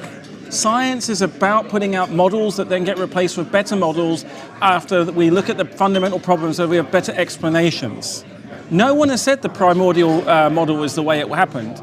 It is well grounded. There are many things in textbooks, molecular electronics, nanotechnology, that have not come to pass. Melissa's obviously. No. I was just wanted to say. You're frustrated here and here. The big dig was a. Dave, I'm conscious there's a question here as well. You had one a few minutes ago. Sorry. What would you put in a high school textbook He wants to ask. on this topic? Now, actually, it's been long enough, so now I have two questions. But the first one has to do with the introduction of this notion of selection and selective processes into physics and chemistry. I just finished reading about Hawking's last theoretical work, and it's interesting that he and his collaborators concluded that the best model they could come up with that looked like it was going in the right direction, which is called top-down quantum cosmology, essentially recognizes that there are selective processes, that diagram that you showed there is not just random stuff, but at any given moment in time, there are forces that select for certain outcomes, certain directions, as opposed to others, which means that, in a sense, biology, physics and chemistry, cosmology, is importing this notion of selection. I didn't have time to put it in 20 minutes, but everything you see is a product of selection. Right. So there's 4 possible universes. There's a combinatorial universe where just everything is just, right? Just a mess. Everything, the big numbers you talk about come. There is the physics universe where you apply the laws of quantum mechanics and whatever, maybe string theory, but let's stick with quantum mechanics, and you have building blocks. There's no contingency. This is like the block universe where everything is accessible simultaneously, why computationists like it and eternalists like it. Then there is when you have contingency in the universe, when you actually allow memories to be basically embedded, and then there's what you observe. And all I'm pointing out is we do not observe a combinatorial universe. We do not observe a combinatorial universe with physics. We observe contingency because we don't see combinatorial explosions. Everything on planet Earth that's been through biology is a product of selection, be it this glass, me, the silverware, and its selection, it requires the following things. Random events happen, and the thing doesn't persist in time. It is erased, it dies. Anything that can exist in time has to be copied in some way, whether it's a meme or a piece of RNA or the photographs on your thumb drive to keep them in play. That is something very critical that we're not seeing that goes through chemistry. And actually, the thermodynamics actually favors this, because everybody talks about equilibrium thermodynamics. That's the theory we're all taught, and not about Prigozhin's work and non-equilibrium thermodynamics, which says simply that if you have enough species to start with, chemical species, you're sufficiently far from equilibrium, which describes pretty much all of the universe that we know, and you continue to import free energy, like this planet, or then it is inevitable that ever more complicated regimes evolve. I mean, and this is mathematics. It's been proven, and it's been verified at the simple chemical level with various kinds of reactions that simply do that, set up that experiment. So that to me says life is inevitable. Just wait long enough, because we started. That's what Freeland in my paper did explicitly. The thermodynamics of it,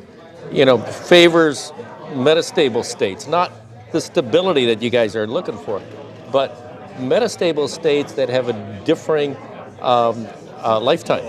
And this is key. So it's all selection. Well, nothing lasts ultimately. And the same is true for any individual life or for life itself. And it goes way back before the cell ever became. So life started way back. I don't know how you can argue for this, the both of you, but I also don't know how I can argue against it. I asked Peter, can you blow a hole in this, please? The idea that there's going to be expected lack of chaos, that things are going to get more complex. Whether you take the local view of non-equilibrium, or you take the global view that says the universe is. Either one. They're different answers. In just 2 minutes. Lee's got it. It's like the invention of zero. Once you see it, you can never let it go. So existence is something that's really special.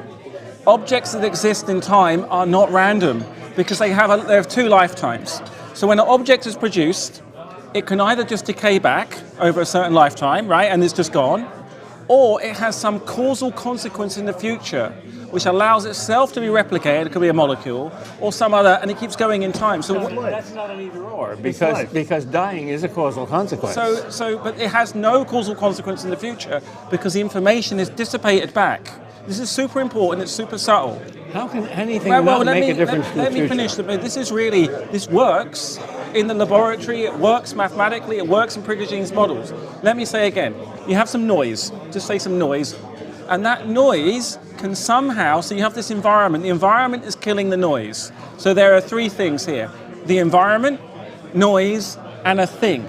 this thing, the object, persists for some time. It has several options. It could decay back into noise and therefore have no consequences, just noise again, low complexity, or it can go above the threshold and act on the resource, the noise, and pump that noise into more stuff. And as it keeps going, you know what happens in the end? And this is how the first molecules and first molecular networks complexified in a gigantic mess. Because the mess wasn't a mess. The mess was moving towards existence, because the mess that Jim talks about, he doesn't look at over a long enough timescale. And this is all necessary and deterministic. There's no contingency. So the contingency emerges with selection in the environment. Yeah. Right. Not before. Simultaneous. It's That's kind a of clear cool. threshold. Yeah, and existence is the proof. That's right. You know, you can see it all the time. You've got it. We embody, in a sense, and this was one of Hawking's arguments, we, meaning the universe around us, embodies the entire history of what led up to that. It's the part that survived. That's right. The rest, the random stuff, the thing that dissipated, isn't there. But Dave, wait until we do an experiment that shows it, right? That's what I'm excited about, because now we understand, right? And again, another reason I came, take it in good faith, big problems, let's come up with big ideas, have them open, everyone can poke at them, and then we do something new and our ideas shift, right? And you know, what's the worst that can happen? It's all, well, I mean, I wouldn't call it garbage. That's nonsense, not quite correct, not the best, whatever you want to say. But we move those experiments further. You know, I don't know what's going on here, but I read a lot of David Deutsch, who I think is really at the right interface here. A lot about what Galileo did, and I'm no Galileo, but I do think that there are segments in society that want to cause the God of the gaps.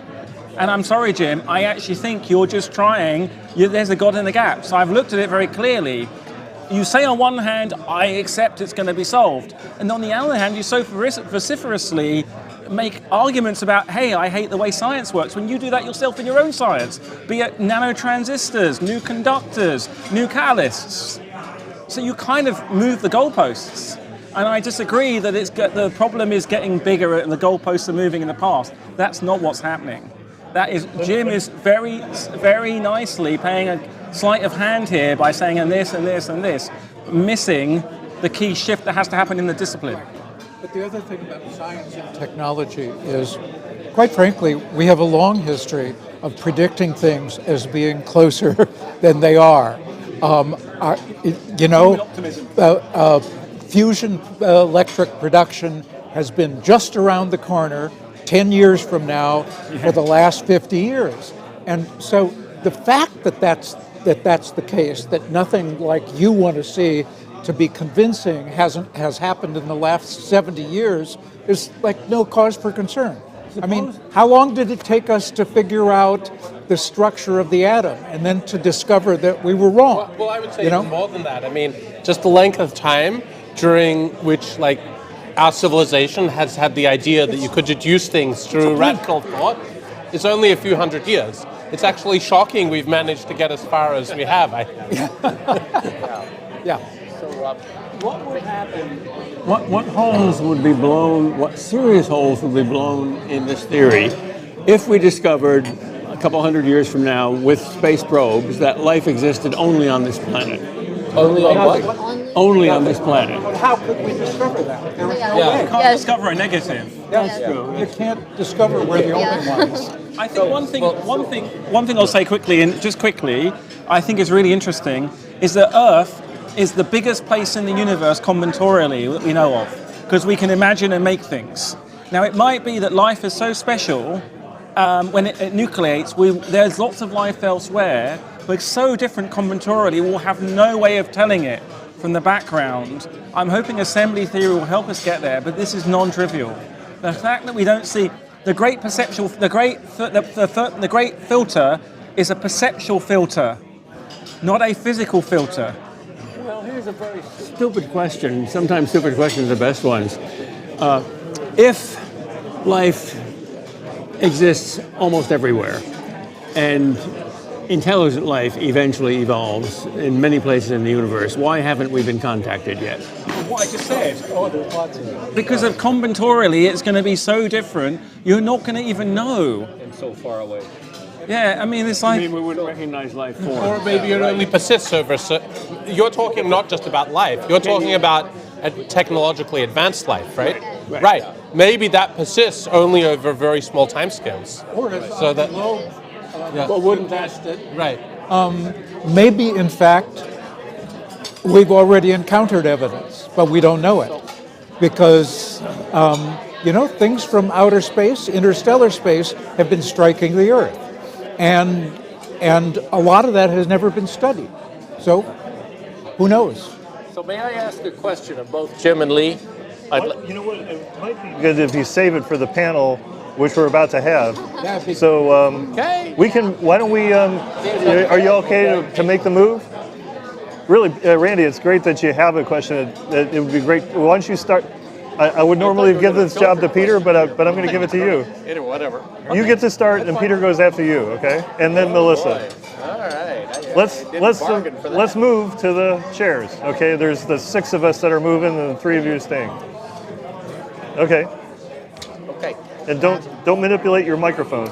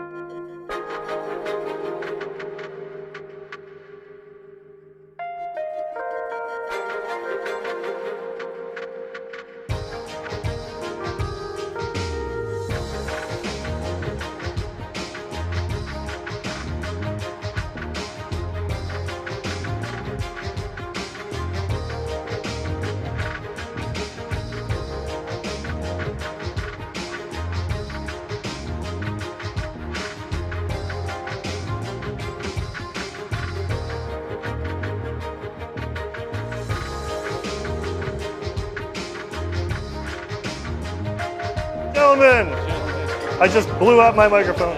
Ladies and gentlemen, all right. Now I know we have a high ambition for this panel to prove itself to be the best table for the next 30 minutes. That's a high ambition.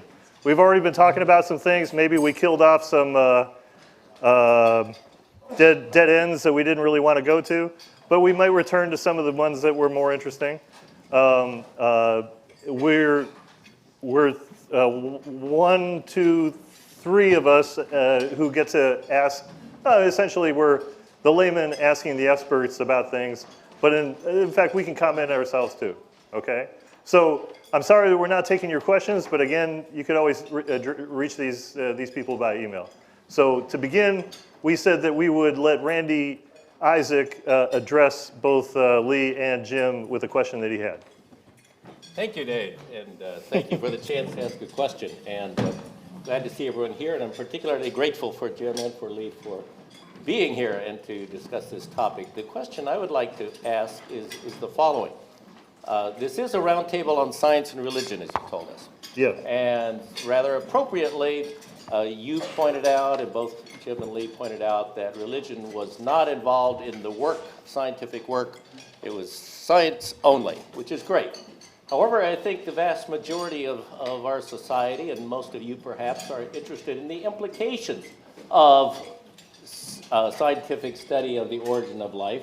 What are the implications on religion? And so I would like to ask both of you, Jim and Lee, to comment on your personal opinion on what do you think are the implications of origin of life research on religion?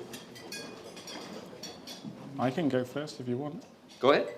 So I think it goes broader than religion. It's about culture, and I'd like to expand it to say humanity is interested in what we are, what life is. We want to know if we're alone in the universe. We want to know if there are aliens. We want to know what's the future of life on Earth. So I think it's not just about the religious implications, about the implications for humans as thinking beings, understanding the place of life and how special or common we are in the universe. So I'm not an expert from thinking about religious point of view, but I do detect when I talk to people, there's a strong wish to understand, have meaning, understand the future of our culture going forward. We have all this technology, human race is by some degree doing brilliantly, by other degrees doing badly. So I think I like to discuss this idea about what will happen if we are successful in the laboratory in creating artificial life or alien life, and if we might actually come up with a key to unlocking the detection elsewhere. What will that do? Look at all the kind of excitement with the UFO files coming out of the Pentagon. Look at all the discussions that people have, this yearning for more kind of understanding about what life is. And I think it goes beyond religion. I think religion is a great way to express that yearning, but I don't think it's confined. So I would say that I thought a lot personally, philosophically, that it's not just about having a defined religion allows you to ask this question. I think it opens up a bigger narrative, and which is one of the reasons why I wanted to take part in this, because I don't think we should be, separated from it. Thank you. Joe? Okay, well, for me, my faith in Jesus Christ means more to me than anything. I love him so much. And from what I understand of the scriptures, it is clear that all things have been created by him and for him. You don't have to know him in this sense to do science. Many great scientists have no faith in the Lord at all. But what it does is it gives you a greater appreciation, I think, that the scientist has when they behold these things that other people have never really seen or been able to ponder before. In all the generations that have gone before us, to think that these interactions are occurring. And so for me, when someday we figure this out, how life can come about, I think it makes the Lord all the more magnanimous in my eyes, because this is how you did it. This is how it could be done. And I just don't think we're near that today, and I don't know that we'll discover this in my lifetime. But for me, it's an excitement. And I've had these occasions before in my life when I see things. I remember we were working on something that we called a synthetic brain, and DARPA asked us to call it something else. This was years before they had their synthetic brain process because they thought it would be bad press. But we were taking molecules randomly in a box, essentially, on a chip, and programming it to do something useful without knowing the molecular order. And I remember my son was about 3 or 4 years old. He came running to me. And I thought, how did you put that in that brain? I'm trying to make an AND gate, an OR gate, a half adder or something simple. And there's all this complexity in biological brains. And so it makes it all the more exciting for me to look at a biological construct and to say, how was this put together? And so it's exciting for me if I can see this happen. And we don't really work, per se, on origin of my life in my lab. I mean, I certainly look at it and critique it, but I am longing for the answer. This whole thing of chiral-induced spin selectivity, I saw it from Ram Naaman, one of the discoverers of this, about 20 years ago when I was visiting him in Israel. And now to see that what it's beginning to open up, and this is why I said there's going to be many more phenomena that I think we're going to have to discover. I think it's quite wrong for us to think that we understand reaction chemistry, and we've got to, it's got to fit within this reaction chemistry that we understand. Molecules are going to have to somehow move toward life in much easier ways than we're observing them doing in order to have this thing happen.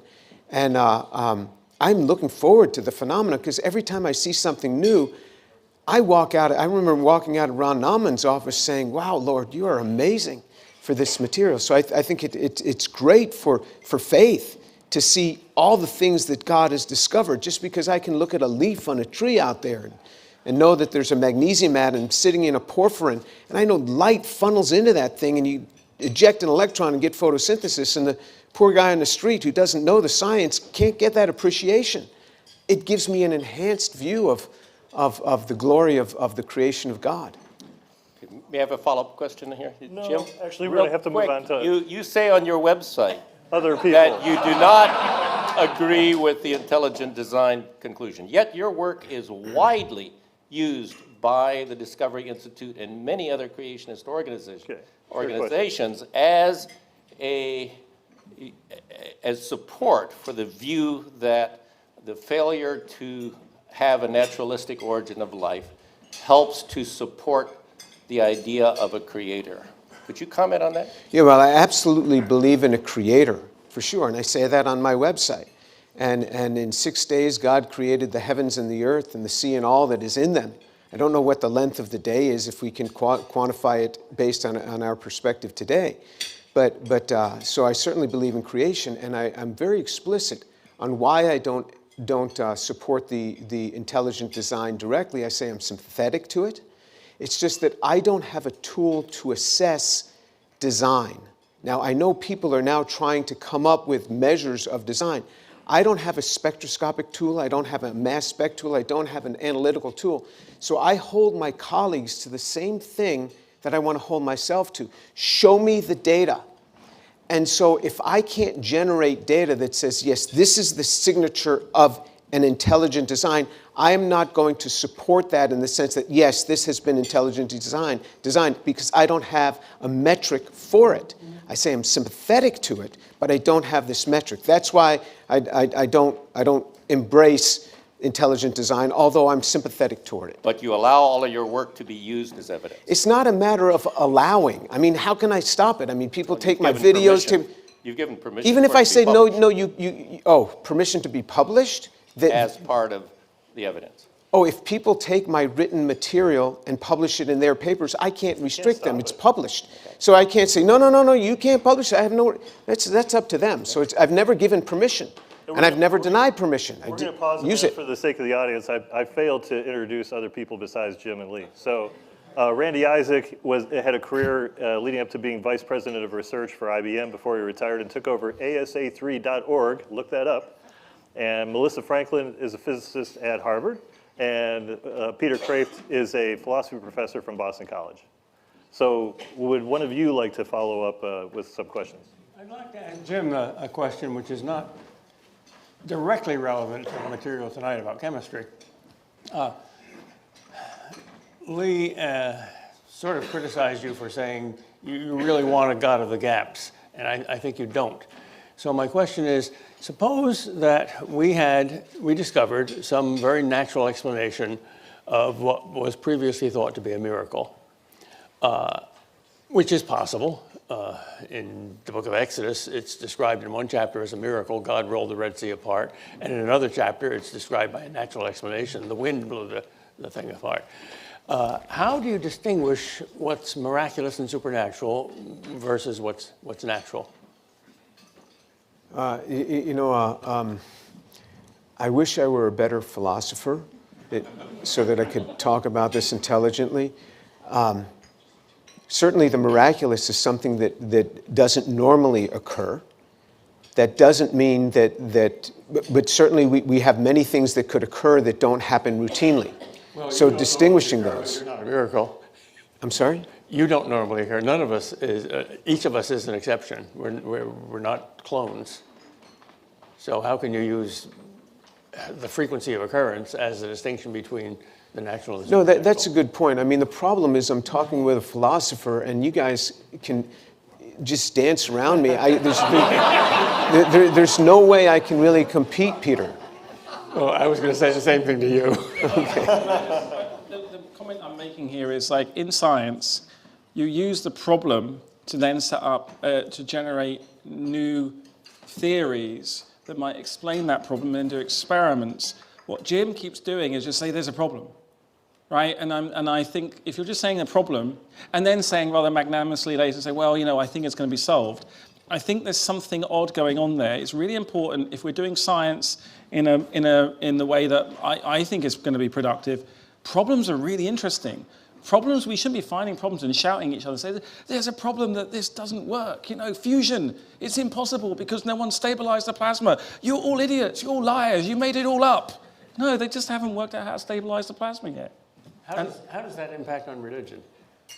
Were you asking about the God in the gaps argument about problems, right? So all I'm saying is saying that they're a problem and then without coming up with a way of tackling that problem, leaves it there as something that someone could assume is a God in the gap argument.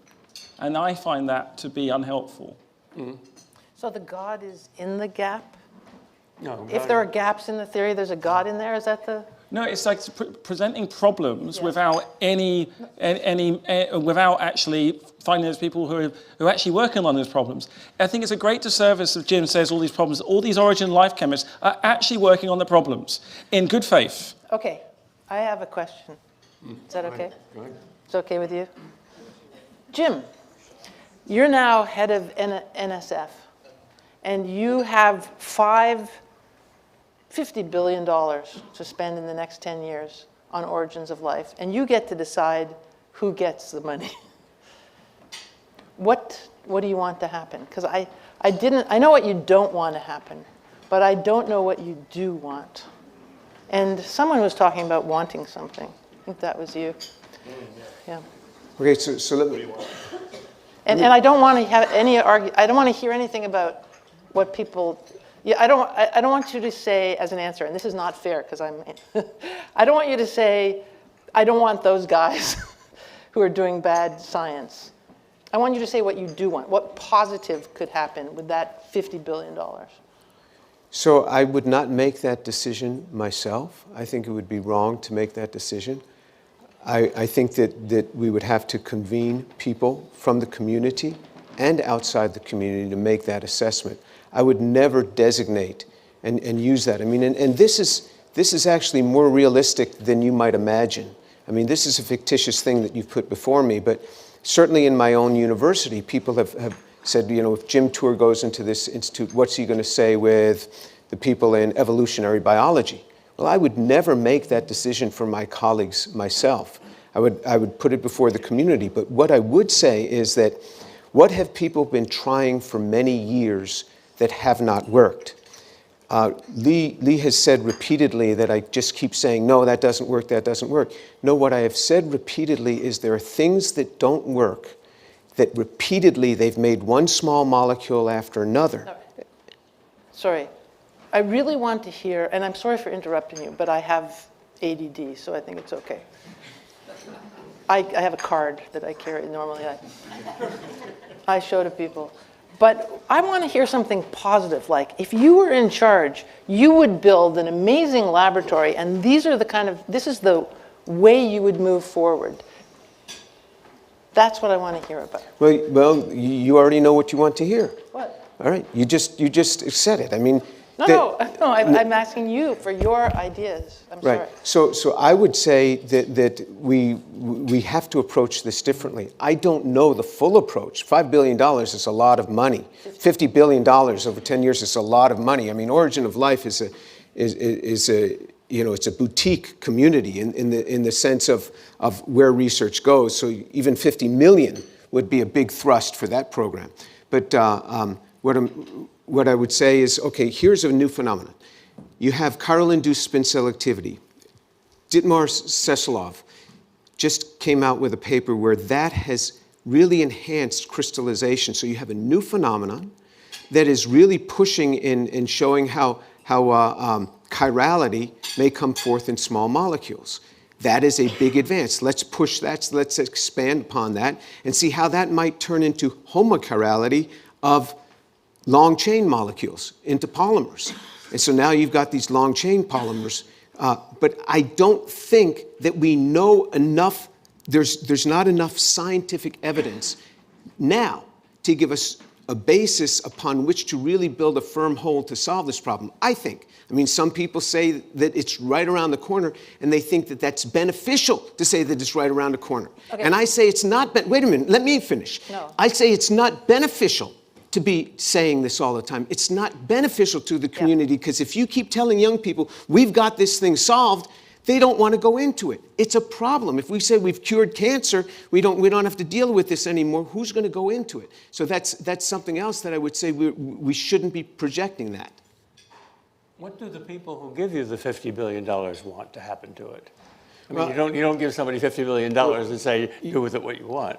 Right. So these are ultimately taxpayers, and I'm not sure taxpayers ever have much to say about what happens to their tax money. I guess I mean, how often do we really get to I guess all we can do is elect representatives that we think represent us. In light of the fact that almost all the money goes into the STEM courses and not the humanities, I doubt that the answer to that question is we want to do pure science and just satisfy our curiosity about how life originated. Well, if I may answer the question, right? So I think that actually there is a really interesting intersection with the humanities, right? Because humanities were produced by selection, right? Our culture is produced by selection. In a different way. In a very similar way. So what would I... No. Well, I'm radically dissimilar way. Well, forgive me for a second, let me explain. And you may have your mind changed. Or you may decide you're not. So I'm going to put forward a testable hypothesis. First of all, what would we do with the money? I think it's right, you can have peer review, but let's say I have 50 billion for a day.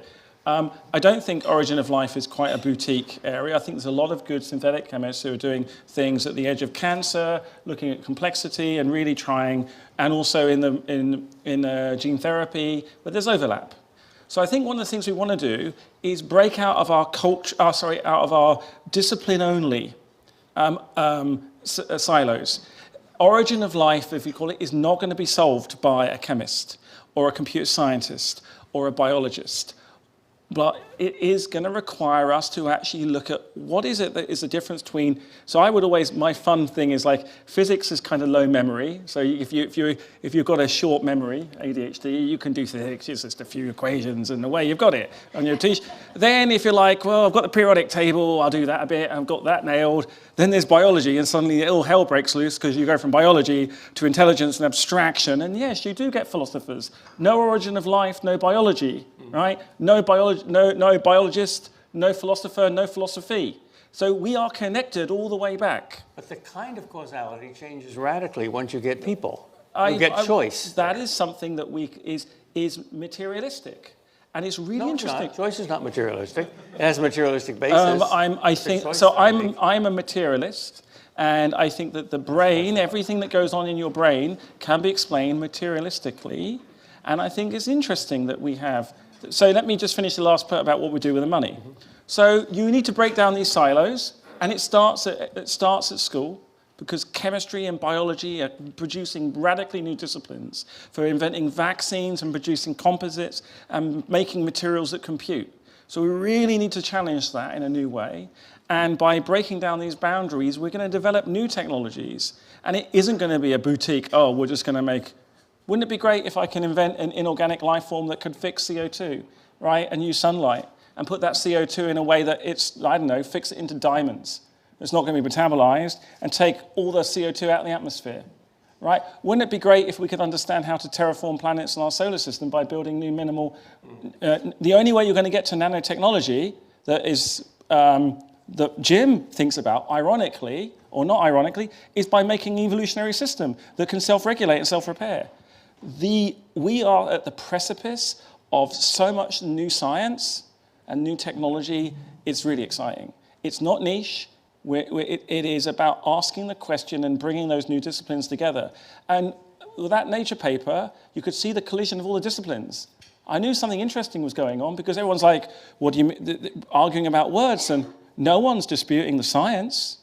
No one's disputing the fact we can measure assembly. So the answer to the question, what's the $50 billion for, is not science, but technology. Not knowledge, but power. No, I would say we would establish a new set of disciplines. I have my hobby horse of what I'd love to do, right? But that's just, what would you spend the money on? I would basically build new Earth simulators, look at the interactions of geology and organic chemistry that hasn't been done before. For what purpose? For looking at selection.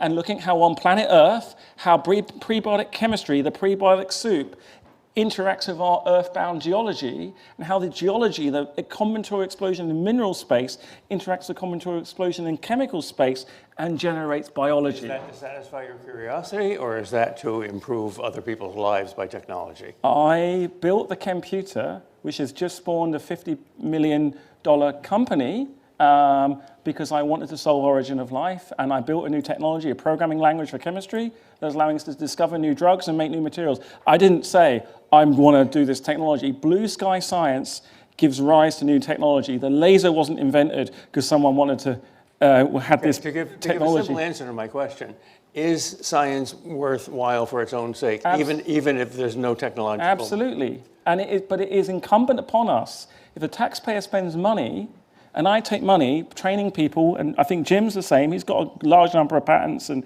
things that have come out. It's incumbent upon us to say, wow, we've invented this tech, we've done this science, which seems like it's got application as a technology, and we should do everything we can to make that circle go round. And I love to ask questions. I would like you to give me money to answer those questions. In return, I make sure that we do something for society. Okay, we're going to have one more question from either Melissa or Randy, and then Lee, you'll follow with a 2-minute final word, and then Jim will follow with a 2-minute final word. Actually, before you guys do it, I'll have a final word, then you guys will do it.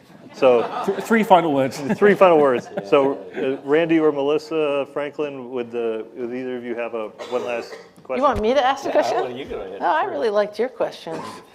You were pretty tough. I'm going to have it a softball. Is that okay? Yeah. I don't know. Well, everybody's so angry. I just want to be... How did you like the roast beef?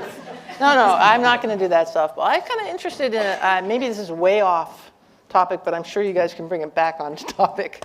I was really interested in both of your talks about how you talk about time and how time comes into this idea of origins of life. And we have this very simple idea, and there was nothing, and then there's something. And then someone said, well, it takes a really short amount of time to things actually happen. But actually, should we be thinking in a more complex way about time? I mean, chemical reactions take a lot longer than thoughts, or maybe shorter, I'm not sure which. I'm not a chemist. But there's a sense in which chemical reactions take time, selection takes time, thoughts take time. how could we actually be more interesting about this and less angry by thinking if you can agree about how time comes into origins of life?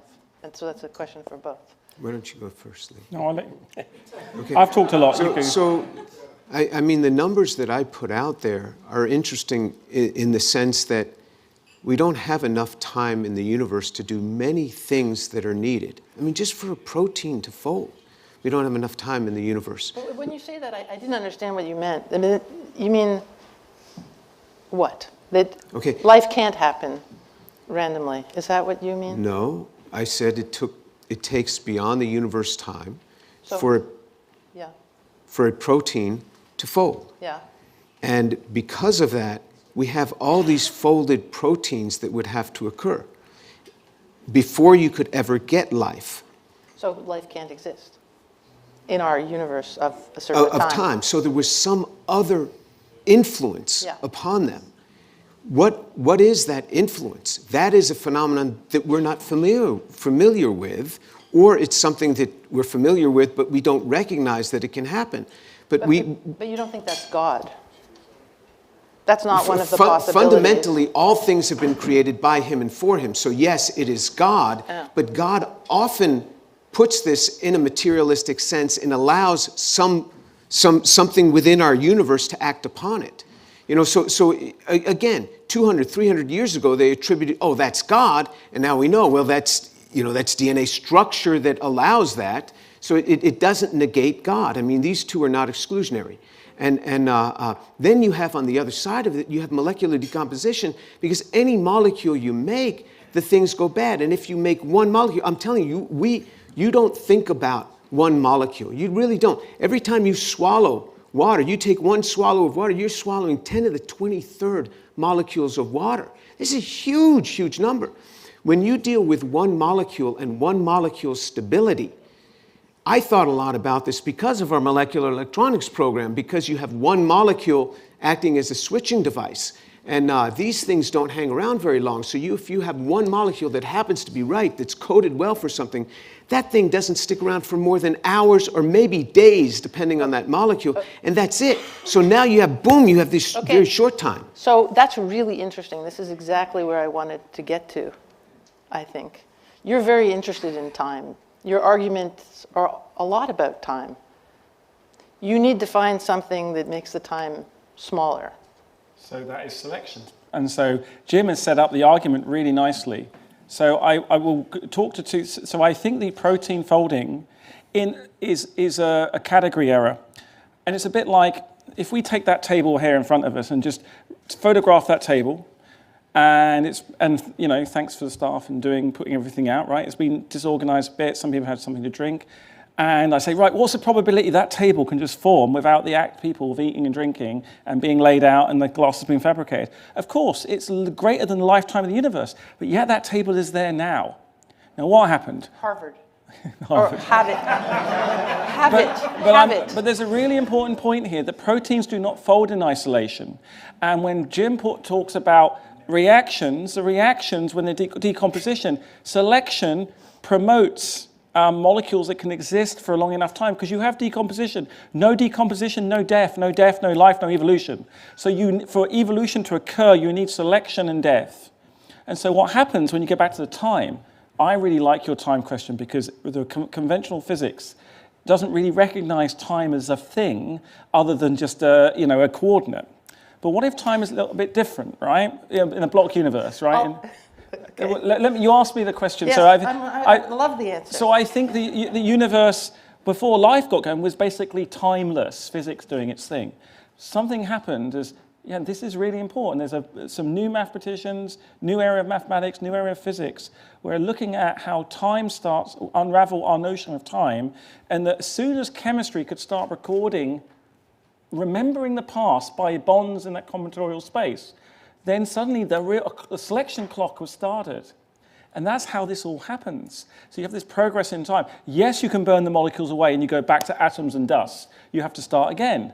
But it's super interesting that what we see in the laboratory and what I predict we will see at some time in the future is that we will see evidence for selection. I've got to interrupt here. You call yourself a materialist, and yet you say that molecules have memory. So That's no, anthropomorphism. I did not say that. I said the process that gives rise to the memories that's selected by their existence. So it's complicated chemistry to go into, but I'll give you a couple of examples now. It's just you have networks of interaction. So molecule A reacts. It's not going to make any difference how it works. It's what it is. But it is material. It is material, and it's super important to understand. It's not magic. Okay, so let me just 1 second. You have reactions that can propagate in time, and they can cause the molecules can self-replicate.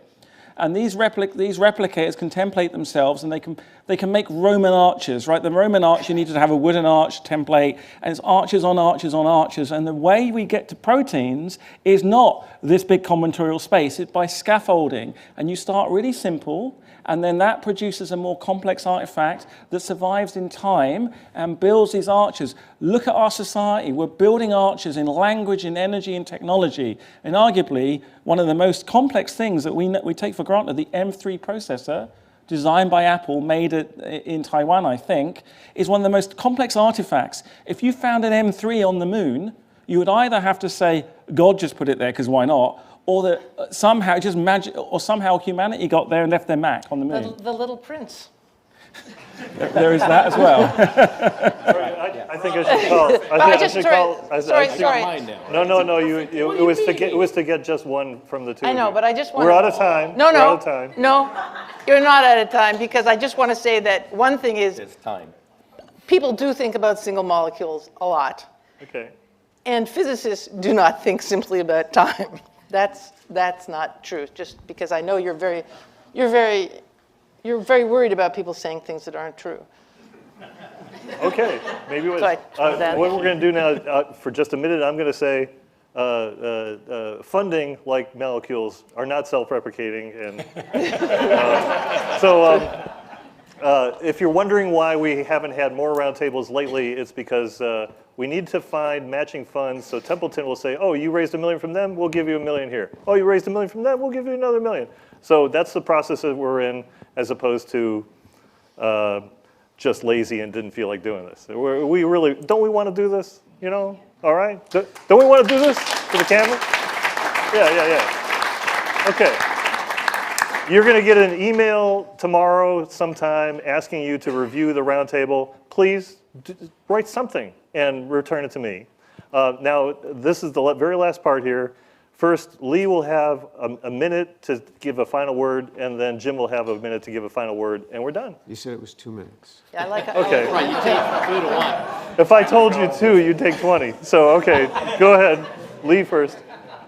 All right, first of all, I'd like to thank everybody for listening to us today, and thanks to Jim for and David for kind of bringing this together. I think the reason I came here wasn't to defend origin of life or prebiotic chemistry, far from it. Is to basically say that we have to point out the problems we have, and these problems are not catastrophic failure. They are evidence of success, that science is progressing. There are new ideas coming. Assembly theory may be fantastic, it may not be.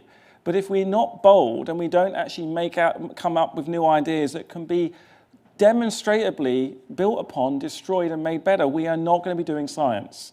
And I think very strongly that we need to have critical discourse about what does this mean, what can we measure, what can we refute, and how we can bring people across and go across this divide.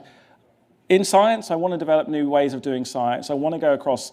I'm not just a chemist. I like robotics. I want to learn some physics. If you're more interested in that, that's great. And maybe some mathematics as well. So it's incumbent upon us to basically bring all the energy from humanity who wants to be involved in, not exclude them by being overcritical and basically saying, haha, you've failed, you're a joker, clueless, ridiculous, don't exist, rather than, well done, that's a good idea, didn't stand up to scrutiny here. Here's how you failed, here's how you might do better.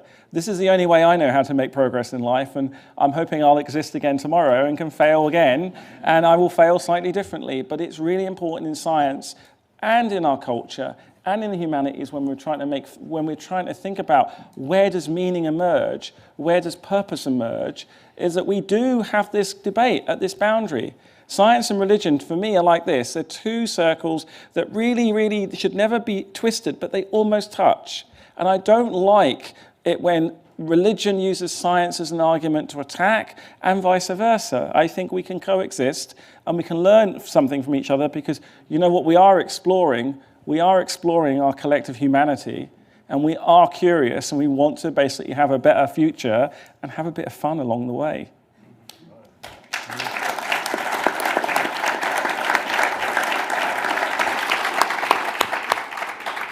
Take it home, Jim. So I apologize if I came across as angry. I really do. I mean, I am passionate about everything. I'm passionate with my grandchildren. Ask me a question, and I'm just...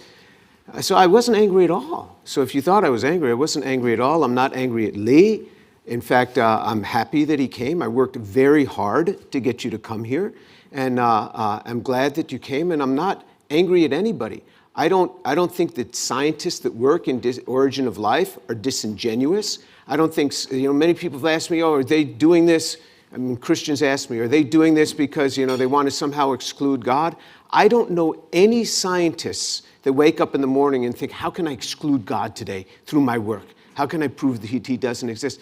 That's, to me, I don't think that I don't know any scientists that do that. They may not think about God, but that's fine for them. So I don't think that they're intentionally doing anything wrong. I do think it is wrong in an area to say that we've got this thing solved when we don't have it solved. When experiment after experiment, it's becoming harder and harder for us. And so, and I have seen changes in the publications of my colleagues when they're writing their papers on, when they talk about the origin of life. They're a lot more measured now in their claims and in what they say. I'm sure that you would agree that is a good thing. If you tell young people that we've got this thing solved, it hurts the field because who wants to go into it?